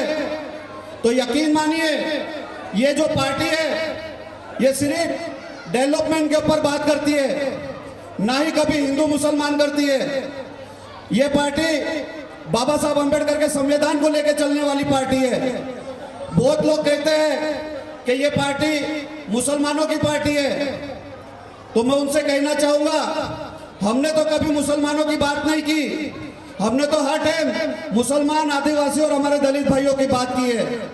हमारे सदर हर मुद्दे के ऊपर बोले, हर वक्त पे बोले, लेकिन आप लोग ये कहते हो कि ये मुसलमानों की पार्टी और ये भड़का के जाती है। हम भड़काने का काम नहीं करते। जो हम पर जुल्म हुआ है वो जुल्म के ऊपर बात करते हैं, और वो जुल्म के ऊपर बात करना अगर भड़काऊ भाषण है तो यकीन मानिए हमारा भड़काऊ भाषण है। यकीन मानिए कि हर जुल्म पे अगर कोई आवाज उठती है और आप लोग ये सोचते हो कि ये भड़काऊ भाषण है तो यकीनन भड़काऊ भाषण है। दोस्तों, एक बात को आप अच्छी तरह से समझ लीजिए कि आने वाले 2023 के अंदर ये हमारी बस्ती को 50 साल पूरे होने वाले हैं, लेकिन टीपी का एक भी प्रोजेक्ट हमारे माइनॉरिटी समाज के अंदर, हमारे माइनॉरिटी मोहल्ले के अंदर नहीं है। क्यों नहीं है भाई? क्योंकि हमारे में एकता ही नहीं है। हमारे में एकता ही नहीं है, क्योंकि 22 में भी इलेक्शन लड़ा गया, उसके बाद 17 में भी लड़ा गया, उससे पहले 14 में भी लड़ा गया। तो उसमें कैंडिडेट कितने थे हमारे मुस्लिम? आप लोग को पता है 2017 के अंदर जब इलेक्शन लड़ा जा रहा था तो 16 लोगों ने फॉर्म भरा था, उसमें से हमारे 2 लोग मुसलमान थे और बाकी के हमारे 14 हिंदू भाई थे। लेकिन ऑल इंडिया मजलिस इत्तेहादुल मुस्लिमीन ने 22 में अपने कैंडिडेट उतारा। लिंबायत 163 विधानसभा से मुझे कैंडिडेट बनाया। तो मेरे सामने कितने लोग खड़े हुए? कितने लोग हैं? कितने हैं? सब लोगों को मालूम है कि चौधरी से। यकीन मानो मुसलमानों के इतिहास के अंदर कभी भी बराबरी का हमला, बराबरी का वार नहीं हुआ।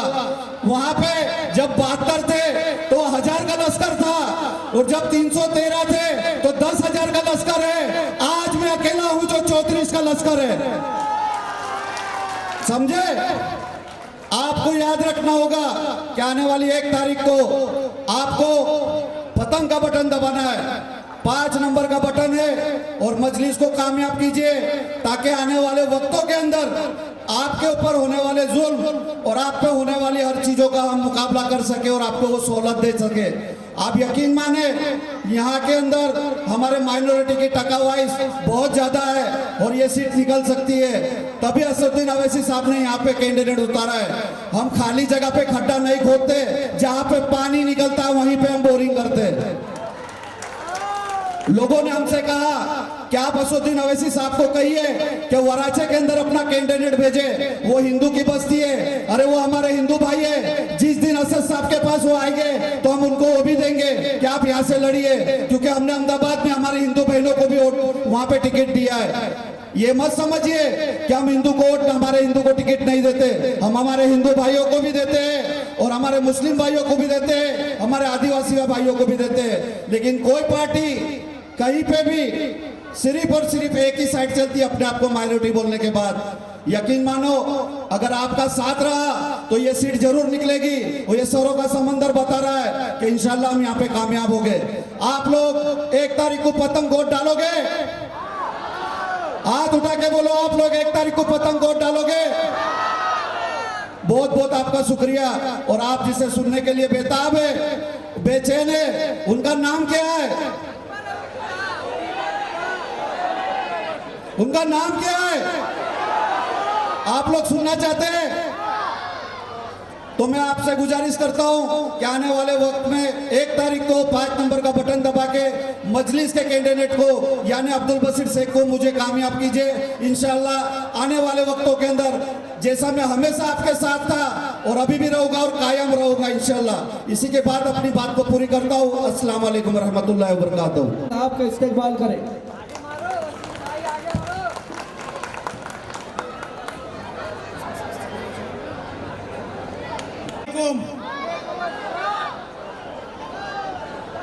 इत्तेहादुल मुस्लिमीन के आज हमारे खुसूसी मेहमान जनाब बैरिस्टर असदुद्दीन ओवैसी साहब और हैदराबाद से आए हुए तमाम मेहमान और हमारे यहाँ के उम्मीदवार अभी आपके दिलों की धड़कन जनाब अब्दुल बसीर साहब और तमाम मजलिस इत्तेहादुल मुस्लिमीन के अहदेदारान, मीडिया टीम और आप सबका मैं तहे दिल से इस्तकबाल करता हूँ। ज़्यादा कुछ नहीं कहूँगा मेरे भाइयों, मेरे दोस्तों, मेरी माँ बहनों, कहना बस इतना है कि वो वक्त आ गया है जब हमें अपने अधिकार का सही इस्तेमाल करना है। आपने लिंबायत विधानसभा के अंदर हर वक्त किसी न किसी पार्टी को वोट दिया है। मैं नाम लेकर कहूँगा, आपने हमेशा कांग्रेस को वोट दिया है ना मेरे भाई? किसको वोट दिया है आपने? हमेशा कांग्रेस को वोट दिया है आपने, पर आपके वोट हमेशा वेस्ट हुए हैं। कांग्रेस हमेशा यहाँ से हारती हुई आई है। मैं आपसे ये कहना चाहता हूँ, इस बार आप अब्दुल बसीर साहब को मजलिस इत्तेहादुल मुस्लिमीन का 5 नंबर का बटन दबाकर पतंग के निशान पर आप जिताइए। इंशाअल्लाह मुझे मालूम है, मैं 20 महीने से अब्दुल बसीर शेख साहब के साथ खड़ा हूँ, उनके साथ काम कर रहा हूँ, उनके साथ रह रहा हूँ। जहाँ कहीं भी हम गए, जहाँ कहीं भी मुसीबतें आई, जहाँ कहीं भी परेशानियाँ आई, हम आप लोगों के बीच में खड़े हैं।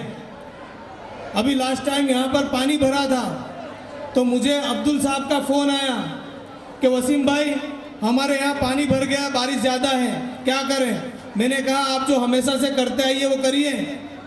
तो उन्होंने कहा आप भी साथ में आइए। तो मैं यहाँ आया तो मैं ताज्जुब से रह गया कि यहाँ पर इतना पानी था। आज भी इस गुजरात के अंदर जबकि बीजेपी सरकार कहती है सबका साथ सबका विकास, तो हमारे मोहल्लों में विकास कब आएगा भाई?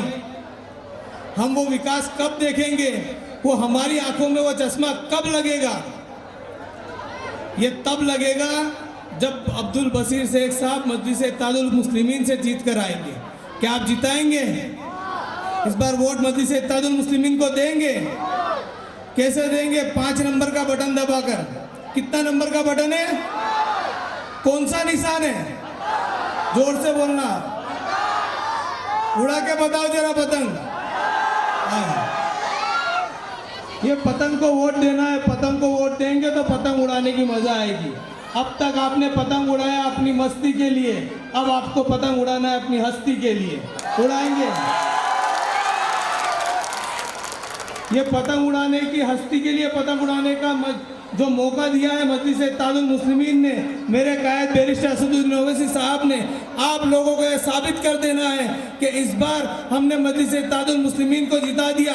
बैरिस्टर साहब अब दोबारा अब हमारे सामने कब आएंगे?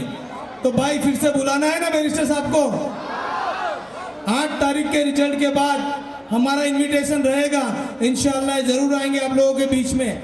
लेकिन पहले आपको 5 नंबर याद करना है। कितना नंबर? निशान। जोर से हाथ ऊपर ऊंचे करके फिर बताओ, पतंग पतंग पतंग। देखिए भाई, मैं फिर से एक बार कह रहा हूँ, हर वक्त कहता हूँ कि हम लोग आप लोगों के बीच में पतंग लेकर आए हैं, पतंग लेकर आए हैं आपके बीच में। हमारे पास अल्लाह ने बहुत बेहतरीन रहमतों की हवाएं दी है, बस ज़रूरत है तो आप लोगों की डोरी की ज़रूरत है।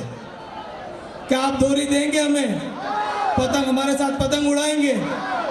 उड़ाएंगे ना भाई? अब्दुल बसीर साहब को सपोर्ट करिए, मजलिस इत्तेहादुल मुस्लिमीन को सपोर्ट करिए। ये आप लोगों की आवाज़ है, मजलूमों की आवाज़ है, आप लोगों के दिल की तकलीफ़ों को समझने वाली है, गरीबों के हक को हक दिलाने वाली है, हक की आवाज़ है। मजलिस इत्तेहादुल मुस्लिमीन का अगर साथ देते हैं तो आप लोगों की बुलंदियाँ होंगी, आप लोगों का नाम होगा, आप लोगों की आवाज़ मजलिस इत्तेहादुल मुस्लिमीन से विधानसभा तक पहुँचेगी, आपकी आवाज़ बनेगी। आप अब्दुल बसीर साहब को जिताइए, इंशाअल्लाह अज़ीम आपके वोटों का हक अदा हम लोग करेंगे। आप अगर वोट देते हैं मजलिस इत्तेहादुल मुस्लिमीन को तो हम आपको बता देंगे कि आपकी वोट की वैल्यू क्या है। आपका एक वोट आपके पूरे परिवार, आपके बच्चों का मुस्तकबिल, आपके शहर का मुस्तकबिल तय करेगा। तो आप लोगों से गुजारिश है कि मजलिस इत्तेहादुल मुस्लिमीन को वोट दीजिए, अब्दुल बसीर शेख साहब को जिताइए।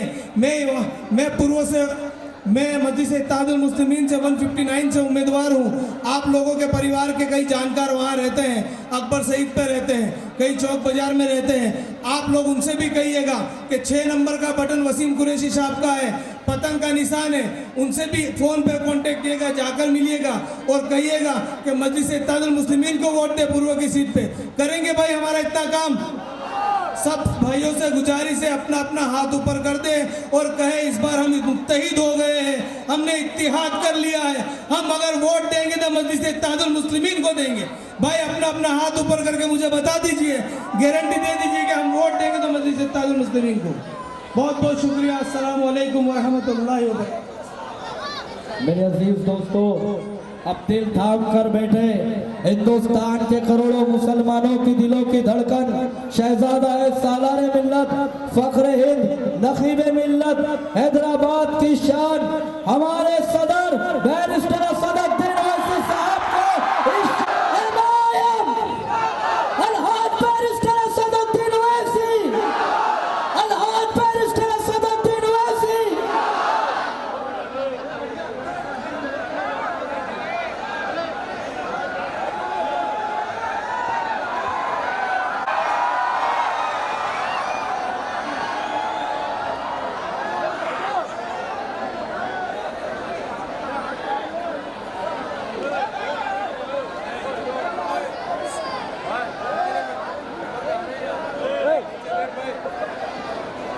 बिस्मिल्लाहिर्रहमानिर्रहीम। अस्सलामु अलैकुम वरहमतुल्लाहि वबरकातुहू। मंच पर बैठे हुए मोहतरम जनाब अब्दुल बसीर शेख साहब, जो लिम्बायत के मजलिस इत्तेहादुल मुस्लिमीन के उम्मीदवार हैं, मोहतरम जनाब वसीम कुरैशी साहब, जो सूरतपुर से मजलिस इत्तेहादुल मुस्लिमीन के उम्मीदवार हैं, मंच पर बैठी हुई हमारी इज़्ज़तदा और माँ और बहनें, मुअज़्ज़िज़ उलमाए कराम, मेरे मजलिसी रुफ़ा, बुज़ुर्गान मिल्लत, मेरे गयूर नौजवान साथियों और पसे पर्दा बैठकर सुनने वाली मेरी इज़्ज़तदा और माँ और बहनों, मैं आप तमाम का बेहद शुक्रिया अदा करता हूँ कि आपने अपना कीमती वक्त निकाल कर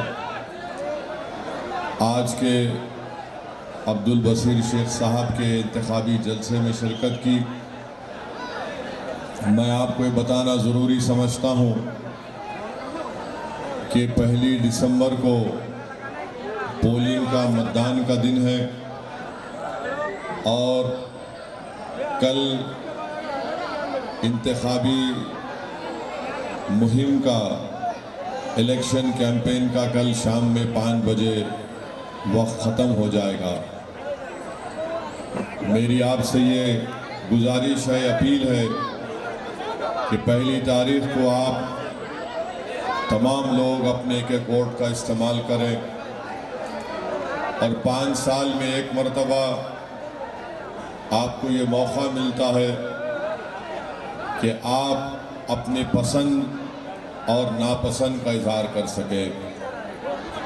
5 साल में एक मरतबा आपको मौका मिलता है कि आप अपनी तकलीफ़ को बयान कर सके। 5 साल में भारत की जमहूरियत आपको एक मरतबा मौका देती है कि आप अपने खुशी और गम का इजहार कर सके।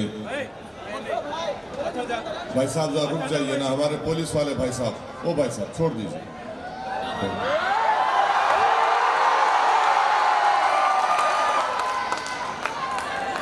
तो अब जो चाहे वहीं रुक जाए, कोई नहीं आएगा, रुक जाइए। कौन है?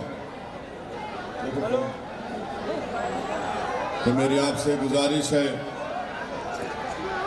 वो वसीम साहब के हस्ते आए दिला लो उनको। आइए आइए, चलाइए, इतना देर से जारी है। तो मेरे अजीज दोस्तों और बुजुर्गों, 1 दिसंबर के दिन आपको अपनी वोट का इस्तेमाल करना है, अपने पार्टी के दोनों उम्मीदवार को कामयाब करना है। आप जानते हैं कि अब्दुल बसीर शेख को मजलिस ने अपना उम्मीदवार बनाया है और लिम्बायत विधानसभा में आपके बहुत से तकालीफ है, मसाइल है।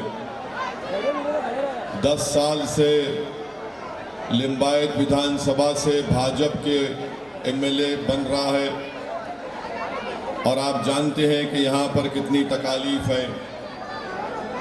27 साल से भाजपा की सरकार है और डिस्टर्ब्ड एरियाज एक्ट की वजह से कोई घर नहीं खरीद सकता। कलेक्टर साहब किसी अल्पसंख्यक समाज के मुसलमान को घर खरीदने की इजाज़त नहीं देते और डिस्टर्ब्ड एरियाज एक्ट को हटाना है, उसको ख़त्म करना है। मैं आपसे गुजारिश कर रहा हूं कि आप बसीर शेख साहब को कामयाब करिए। इंशाअल्लाह ताला डिस्टर्ब्ड एरियाज एक्ट ख़त्म होगा लिम्बायत से। दूसरी बात यह है कि हर साल में बरसात में साल में 3 मरतबा पानी से भर जाता है। ये भाजपा के एमएलए की तंग नजरी है।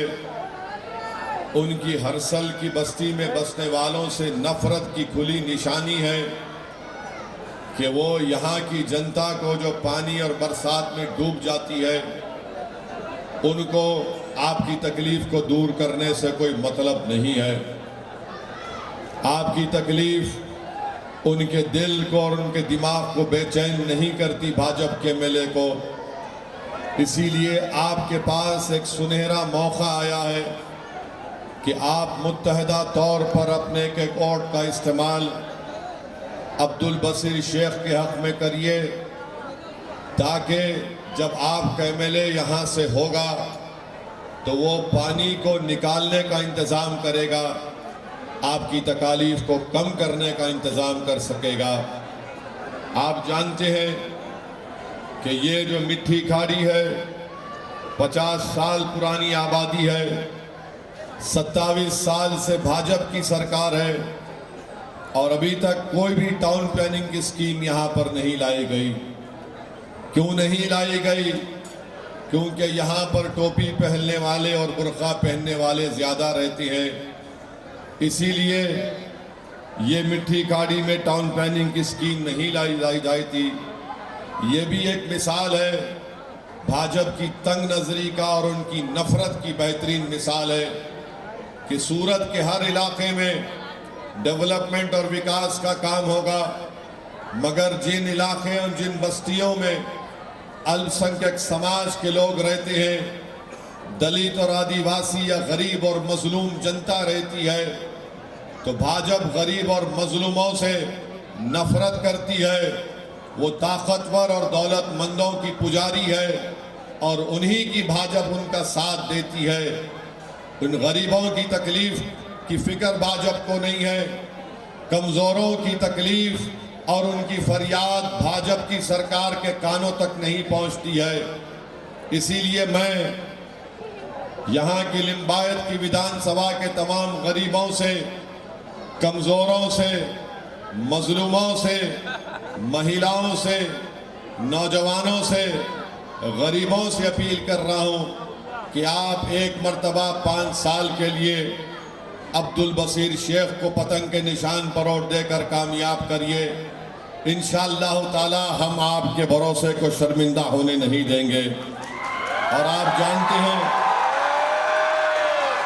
कि 30,000 की आबादी वाली बस्ती में आपने अपना कॉरपोरेटर भी कामयाब नहीं कर सके मेरे अजीज दोस्तों और बुजुर्गों। बल्कि अब आप देख रहे हैं कि कंपाउंड वॉल से इसको घेरने की कोशिश की जा रही है, यानी हर तरफ से हमको घेरा जा रहा है, हर तरफ से हमको घेरा जा रहा है। मैं लिम्बायत की जनता से और मिट्टी खाड़ी की जनता से अपील कर रहा हूं, जो लोग हमको घेर रहे हैं, मैं आपसे अपील कर रहा हूं कि आप एक जलजला बनकर उभरिए और घेरने वालों की दीवारों को तोड़कर आप विधानसभा में अब्दुल शेख को बुलाएंगे।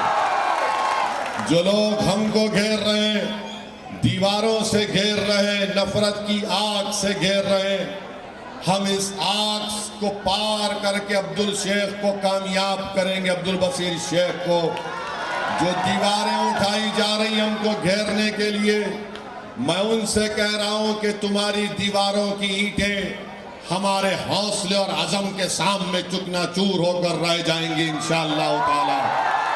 तुम जो नफरत की दीवार उठा रहे हो, हम मोहब्बत से उन तुम्हारी दीवारों को खत्म कर देंगे और यहां से मजलिस के परचम को लहराएंगे। मेरे अजीज दोस्तों और बुजुर्गों, मुझे बताया गया कि 4 दिन पहले सूरत के वेसू कॉलेज में अल्पसंख्यक समाज के मुस्लिम स्टूडेंट्स को मारा गया और पीटा गया। अरे मारने वालों, तुम्हारे पास इतनी ताकत कहां से आ गई मारने की? जिन्होंने वेसू कॉलेज में इन गरीब और कमजोर बच्चों को मारा, मैं उन बच्चों को और उनके माँ बाप से कह रहा हूं, तुम कमजोरों को क्यों मारते? तुम क्यों नहीं चले जाते लद्दाख को, जहां पर चीन हमारी जमीन पर कब्जा करके बैठा है? जाओ वहां पर चीन से 2 हाथ लगा लो, यहां पर क्यों हाथ उठाते हो? अरे तुमको अगर मुकाबला करना है तो जाओ जहां पर डेप्सांग और डेमचाक में चीन घुसकर बैठा है और देश के प्रधानमंत्री नरेंद्र मोदी चीन का नाम लेने से डरते हैं।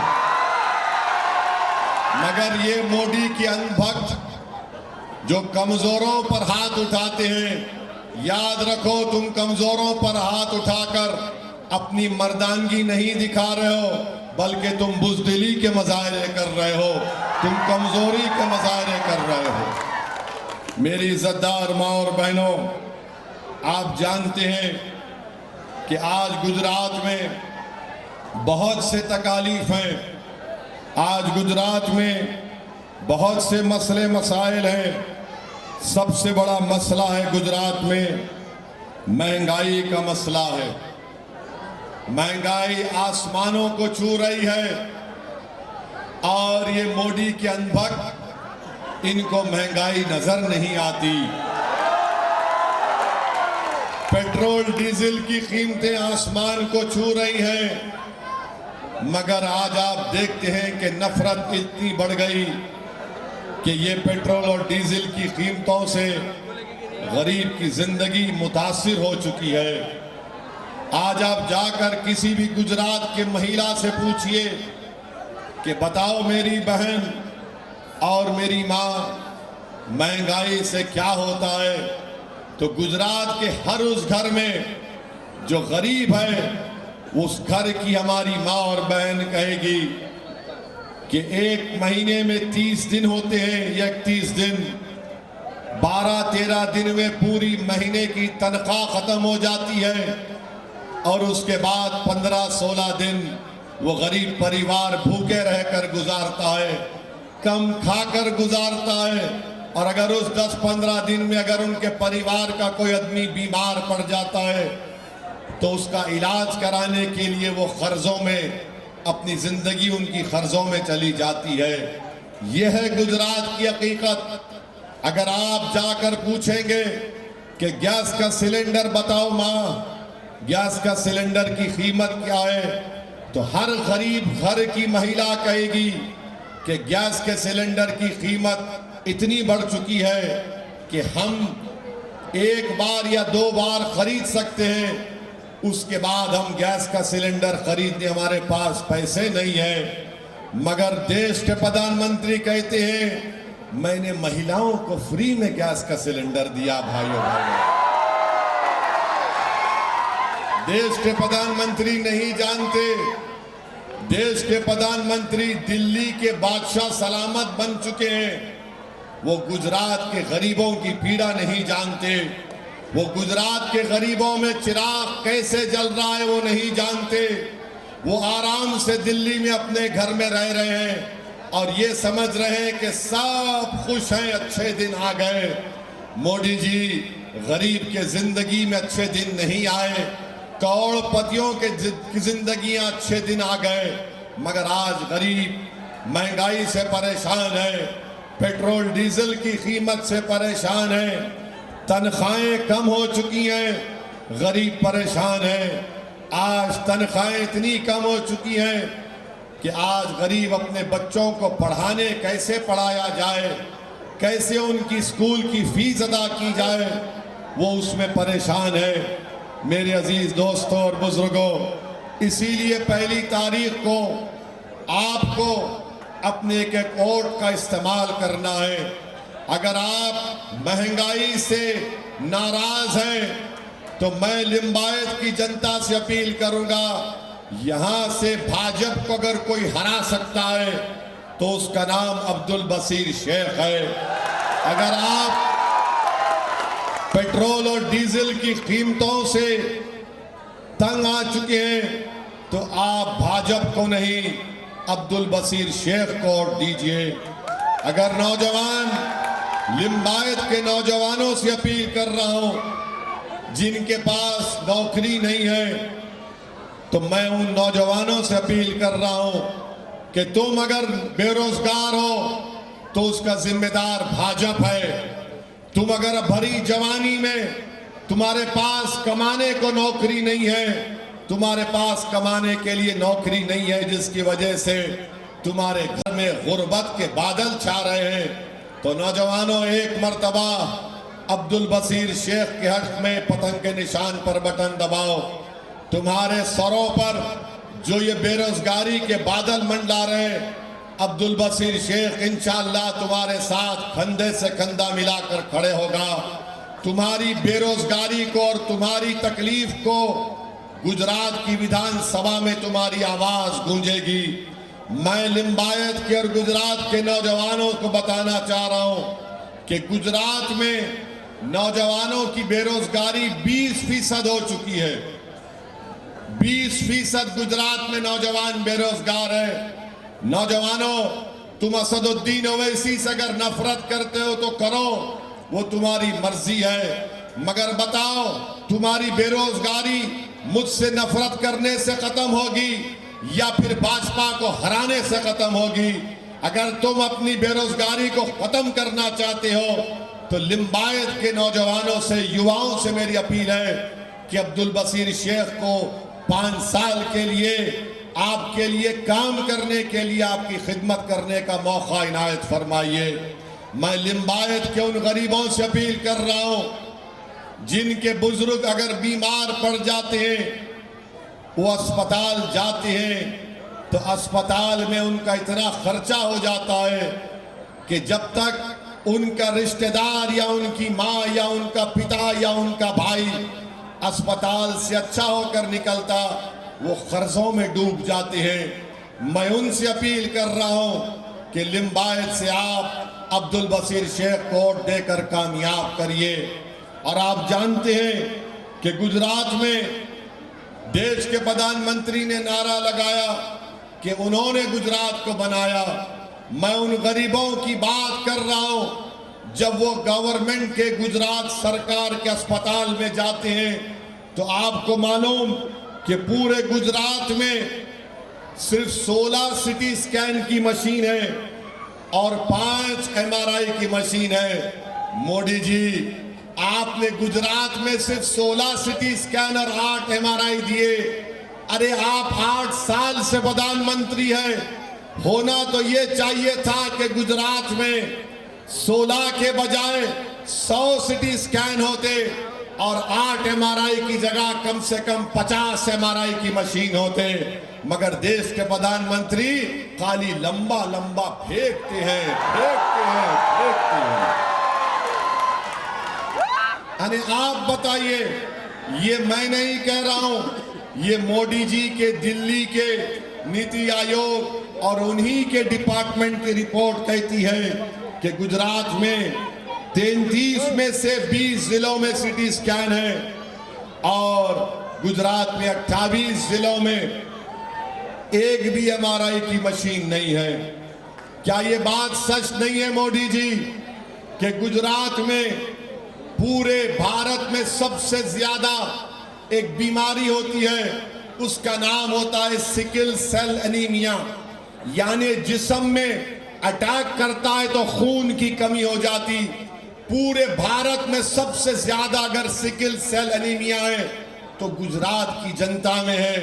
मोदी जी, आप तो पहले रोजगार नहीं दे रहे, गरीब का खून सूख रहा है, महंगाई से महिला परेशान है, उनका खून सूख रहा है। अब जब गुजरात में ये सिकल सेल एनीमिया की बीमारी है, इसका भी आप कुछ इलाज नहीं करते। मोदी जी, आप कौन से मर्ज का इलाज करेंगे बताइए हमको, आपके पास कौन से मर्ज का इलाज है?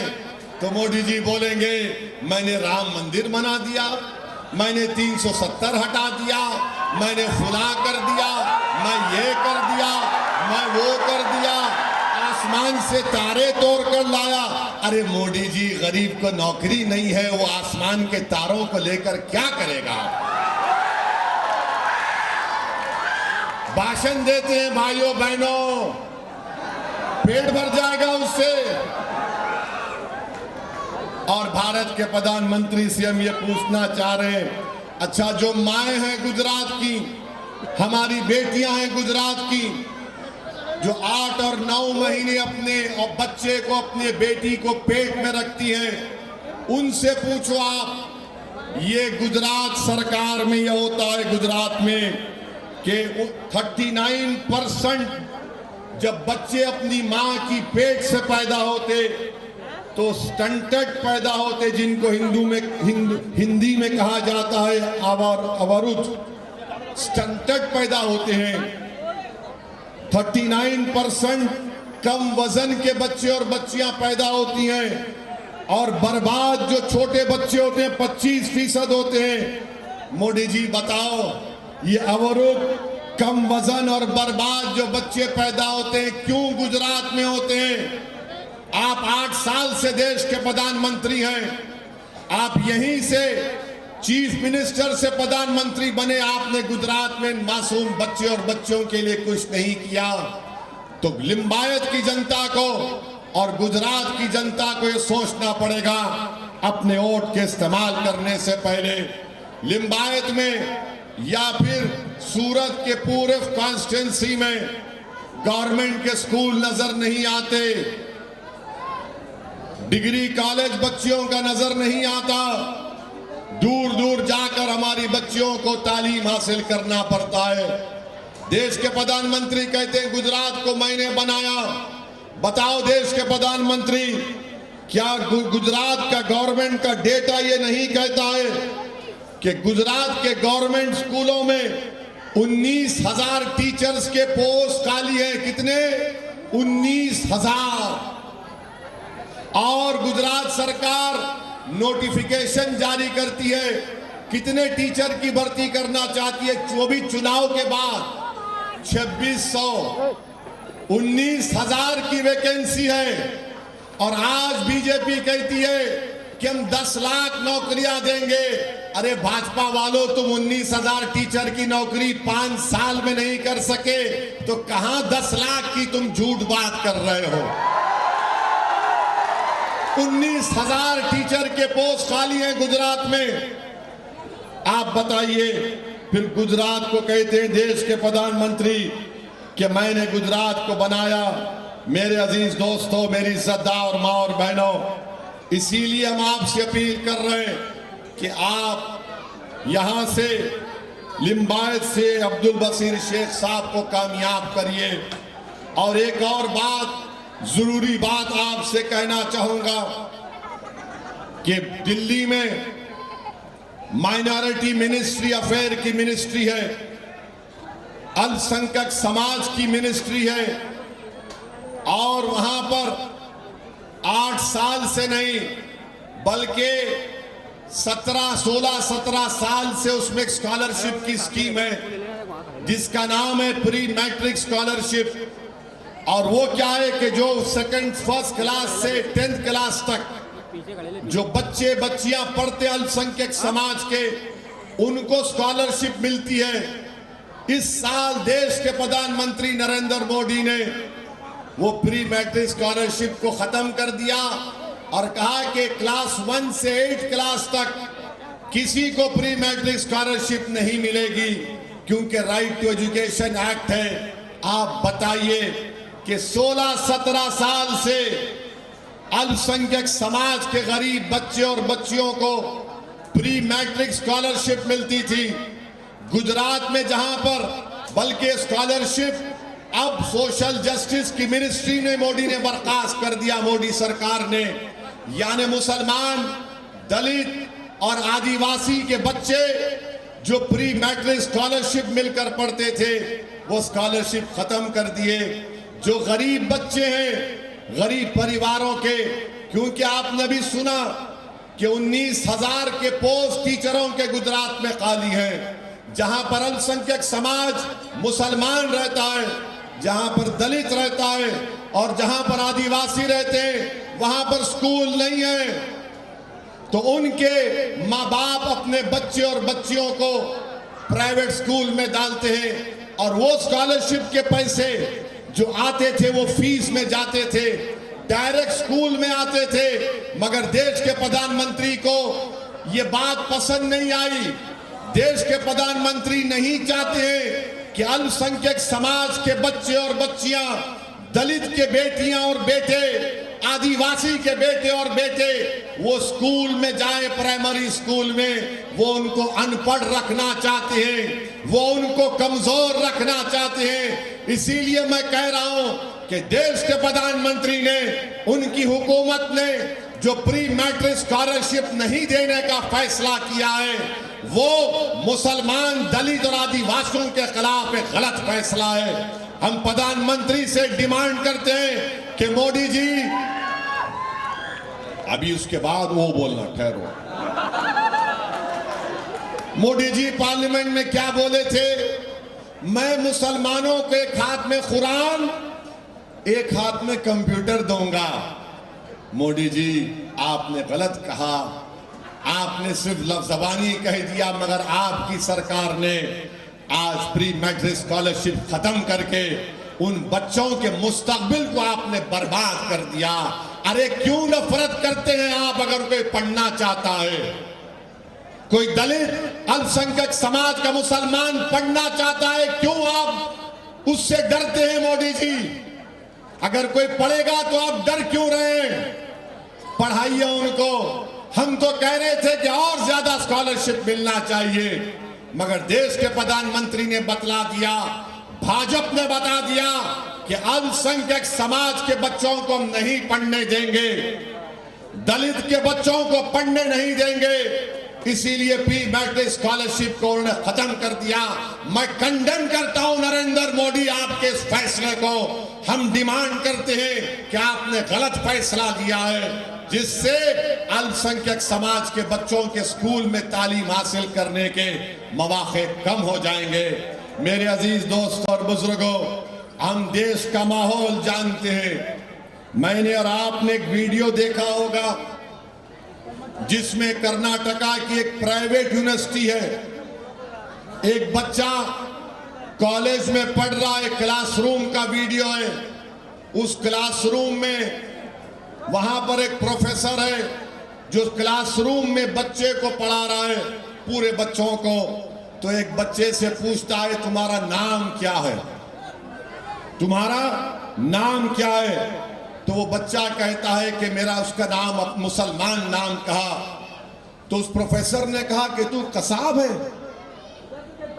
यानी 26/11 को प्रोफेसर क्लासरूम में कहता है मुसलमान नाम, बच्चा बोलता है तो कहता है तू कसाब है।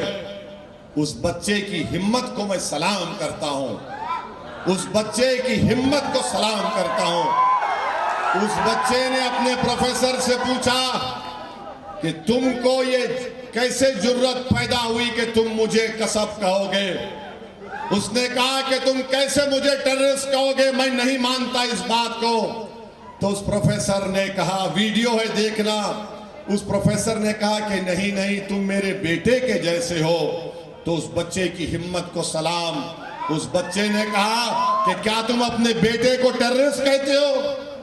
क्या तुम्हारे घर में बेटा है तो उसको टेररिस्ट आतंकवादी कहोगे? तो प्रोफेसर ने कहा कि नहीं नहीं, अकेला एक बच्चा है, क्लासरूम में सब दूसरे बच्चे हैं, मगर कोई उठ के खड़ा नहीं हुआ उस बच्चे की ताईद में। बल्कि वीडियो में देखो उसके बाजू एक बच्चा है, उसका हाथ पकड़ रहा है कि मत पूछ मत बोल। पीछे से कोई उसके कंधे को पकड़ रहा है, मगर उस बच्चे ने जुर्रत का मुजाहिरा किया। उसने परवाह नहीं की कि क्लासरूम में कोई मेरा साथ नहीं दे रहा है। वो प्रोफेसर से कह रहा है कि तुम इस तरह नहीं बोल सकते। यही मिजाज नौजवानों तुमको पैदा करना पड़ेगा। अगर कोई नौजवानों, मेरे नौजवान बेटियों और बेटों, मेरे भाइयों, अगर कोई तुमसे नाइंसाफी की बात करेगा तो उसकी आंख में आंख डालकर कहना कि तुम जो कह रहे हो झूठ कह रहे हो। मुझे भारत के संविधान ने हक दिया है, मुझे अपना हक मिलना चाहिए।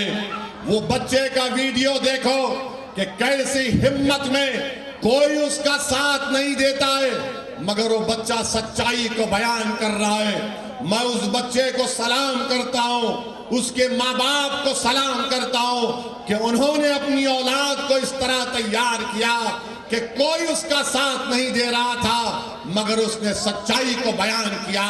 यही मिजाज नौजवानों तुमको पैदा करना पड़ेगा। नौजवानों याद रखो, अगर तुम खामोश रहोगे तो दुनिया तुमको हमेशा के लिए खामोश कर देगी। इसीलिए किसी शायर ने अच्छा कहा था, ये खामोश मिजाजी तुम्हें जीने नहीं देगी, ये खामोश मिजाजी तुम्हें जीने नहीं देगी। इस दौर में जीना है तो कोहराम मचा दो, कोहराम मचा दो। इस दौर में अगर जीना है तो कोहराम मचा दो। बल्कि मैं तो थोड़ा तोड़कर कहूंगा, मोदी और आरएसएस के दौर में जीना है तो कोहराम मचा दो, कोहराम मचा दो। खामोश मत बैठो। मैं तुमको पत्थर उठाने की बात नहीं कह रहा हूं, मैं तुमसे कह रहा हूं इत्तेहाद पैदा करो, मजबूती पैदा करो, नाउम्मीदी को दूर करो, हिम्मत और हौसले को बुलंद करो। किसी से डरने की जरूरत नहीं है, किसी माइका लाल से डरने की जरूरत नहीं है। भारत का संविधान के तहत सब बराबर है, कोई कम कोई छोटा बड़ा नहीं है। बाबा साहिब ने संविधान बनाया, वो संविधान मोदी भी बराबर है, ओवैसी भी बराबर है। ओवैसी कम नहीं है, मोदी बड़ा नहीं है। तो आपको उठना पड़ेगा, आपको खड़े होना पड़ेगा, मुत्तहिद होना पड़ेगा। जो लोग हमको दबाना चाहते हैं उनको हम पैगाम देंगे कि हम दबने वालों से नहीं हैं। जो लोग हमको खामोश करना चाहते हैं हम उनसे कहेंगे कि हम खामोश नहीं रहेंगे, क्योंकि जिंदाओं की मिसाल यह है कि जिंदा पुकारता है, लड़ता है, जो मर जाता है वो खामोश हो जाता है। हम जिंदा हैं और जिंदा ही रहेंगे इंशाअल्लाह ताला। हम जिंदगी का सबूत कैसे दोगे? जिंदगी का सबूत कैसे दोगे बताओ मुझे? जिंदगी का सबूत कैसे दोगे तुम? जिंदगी का सबूत तुम इत्तेहाद पैदा करोगे। इंतशार होगा तो मौत होगी। जिंदगी का सबूत इस तरीके से दो लिंबायत की जनता, जिंदगी का सबूत सूरत पूरब की जनता इस तरह दो, जिंदगी का सबूत जमालपुर की जनता इस तरह दो, जिंदगी का सबूत गोधरा की जनता इस तरह दो, जिंदगी का सबूत दरियापुर की जनता इस तरह दो, जिंदगी का सबूत दानी लिमड़ा की जनता इस तरह दो कि जब तुम पोलिंग बूथ को जाओगे तो पतंग को देखोगे तो कहोगे कि मुझे जिंदा रहना है, मेरी जिंदगी का सबूत पतंग है, पतंग है, पतंग है। ये आपको काम करना है पहली तारीख को। तो आप जिंदगी का सबूत देंगे? आप जिंदा हैं या नहीं है बताओ मेरे को। आप जिंदा हैं? आप जिंदगी का सबूत आपको देना है।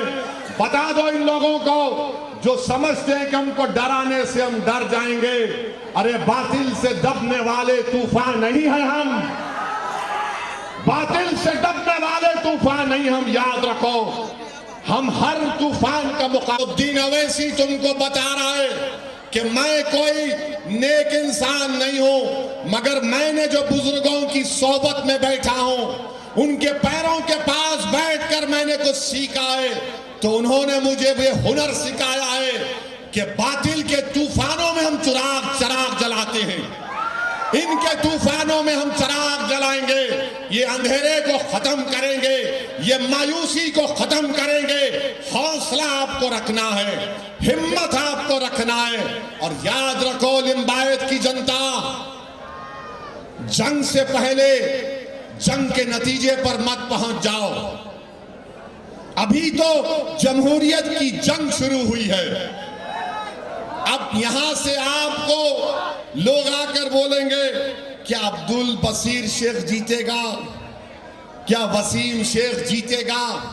तो इन शैतानों से बोलना, इन शैतानों से बोलना, मेहनत करना मेरा काम है, कदम डालना मेरा काम है, चलना मेरा काम है। मुझे अपनी मंजिल मालूम, मगर मंजिल तक लेके जाना वो अल्लाह का काम है, मेरा काम चलना है। तुम सिर्फ चलना शुरू करो, हौसले को बुलंद रखो, कामयाबी तुम्हारे कदम चूमेगी।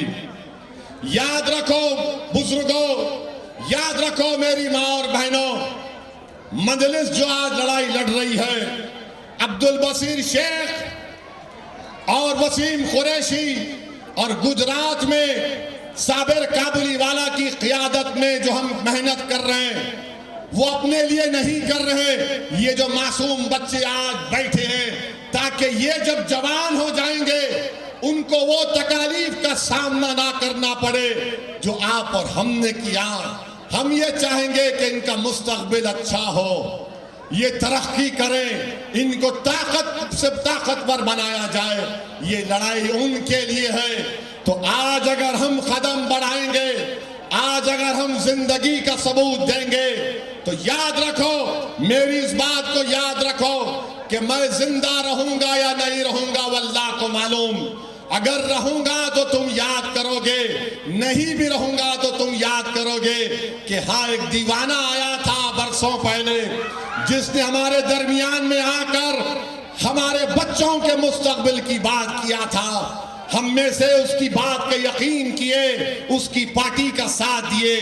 देखो आज जो मुसीबत हमने उठाई थी, आज हमारे बच्चों का मुस्तकबिल देखो, वो सीना तान कर अपनी जिंदगी गुजार रहे हैं, भारत की जमहूरियत को मजबूत कर रहे हैं। तो मेरी इज्जतदार माँ और बहनों, मेरे बुजुर्गों, पहली तारीख को आप एक एक वोट मंजलिस के हक में इस्तेमाल करेंगे और पतंग के निशान पर बटन दबाकर अपने इत्तेहाद का, अपनी जिंदगी का, अपने सियासी शऊर का सबूत देंगे। एक बार 5 साल के लिए अब्दुल बसीर शेख को और वाजिद कुरैशी को, साबिर काबुलीवाला को, कौशिका परमार को, लाला को, हमारे गोदरा के मुफ्ती साहब को, जहां कहीं भी मंजिल के उम्मीदवार हैं, उनको कामयाब करिए। मेरी माँ और बहनों याद रखो, मेरे बुजुर्गों, मेरी इस अल्फाज को याद रखो कि असदुद्दीन अवैसी की जज्बाती तकारीर कुछ नहीं कर सकती जब तक आप वोट नहीं डालेंगे मंजलिस को, जब तक आप नहीं डालेंगे वोट को। अगर आप मेरी तकरीर सुनने आए हैं तो फिर मैं फिर आऊंगा, फिर सुन लेना, मगर आपको क्या फायदा होगा? आपको फायदा उसी वक्त होगा जब आप मेरी बातों पर गौर करेंगे और पोलिंग बूथ को जाएंगे। ये मत इंतजार करिए कि मेरे घर तक मंजलिस के लोग नहीं आए। आप ये समझिए कि हम अपने बच्चों के मुस्तकबिल के लिए वोट डालने जा रहे हैं। हम गुजरात को अच्छा करना चाहते हैं, गुजरात को बेहतरीन प्रदेश बनाना चाहते हैं, हम भारत को मजबूत करना चाहते हैं। इसीलिए 1 दिसंबर के दिन आप अपने घर से निकलिए और अपना एक एक वोट पतंग के निशान पर बटन दबाइए। और 1 तारीख को लिंबायत में लिम्बायत के आसमानों पर क्या नजर आएगा? क्या नजर आएगा? क्या नजर आएगा? आसमानों पर, जमीन पर काली पतंग नजर आएगी ना? या कमल या हाथ तो नजर नहीं आएगा ना? तो हाथ उठाकर बोल दो कि लिम्बायत में और पूरब में काली पतंग, पतंग का नाम होगा। तो पूरे मिलकर कोशिश करिए, एक एक वोट का इस्तेमाल करिए। भाजपा को हराना है, अब्दुल बसीर शेख को कामयाब करना है, लिम्बायत को कामयाब करना है तो अब्दुल बसीर शेख को कामयाब करना है। बहुत बहुत शुक्रिया। अस्सलाम वालेकुम व रहमतुल्लाहि व बरकातुहू। अब आइए दोस्तों, कांग्रेस माइनॉरिटी पद से इस्तीफा दिए हुए और यहाँ पर बरसों से जो कांग्रेस में थे असदुद्दीन ओवैसी साहब की गुलपोशी करें। आगे आ जाए।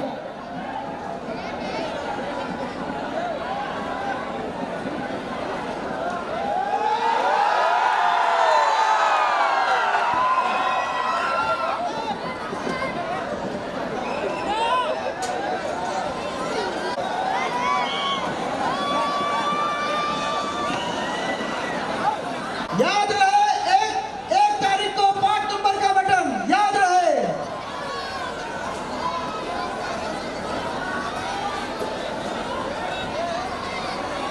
हमारे 163 विधानसभा के उम्मीदवार अब्दुल बसीर शेख साहब और आने वाले हम तमाम हैदराबाद के मेहमान और लिम्बायत, प्रतापनगर जितने भी हमारे 163 के यहाँ पे पब्लिक आई है, हम MIM पार्टी 163 विधानसभा की तरफ से तमाम लोगों का शुक्रिया अदा करते हैं। तमाम लोगों का शुक्रिया अदा करते हैं। आने वाले रैली में आप लोगों का शुक्रिया 163 विधानसभा की तरफ से। आप तमाम लोगों का बहुत बहुत शुक्रिया।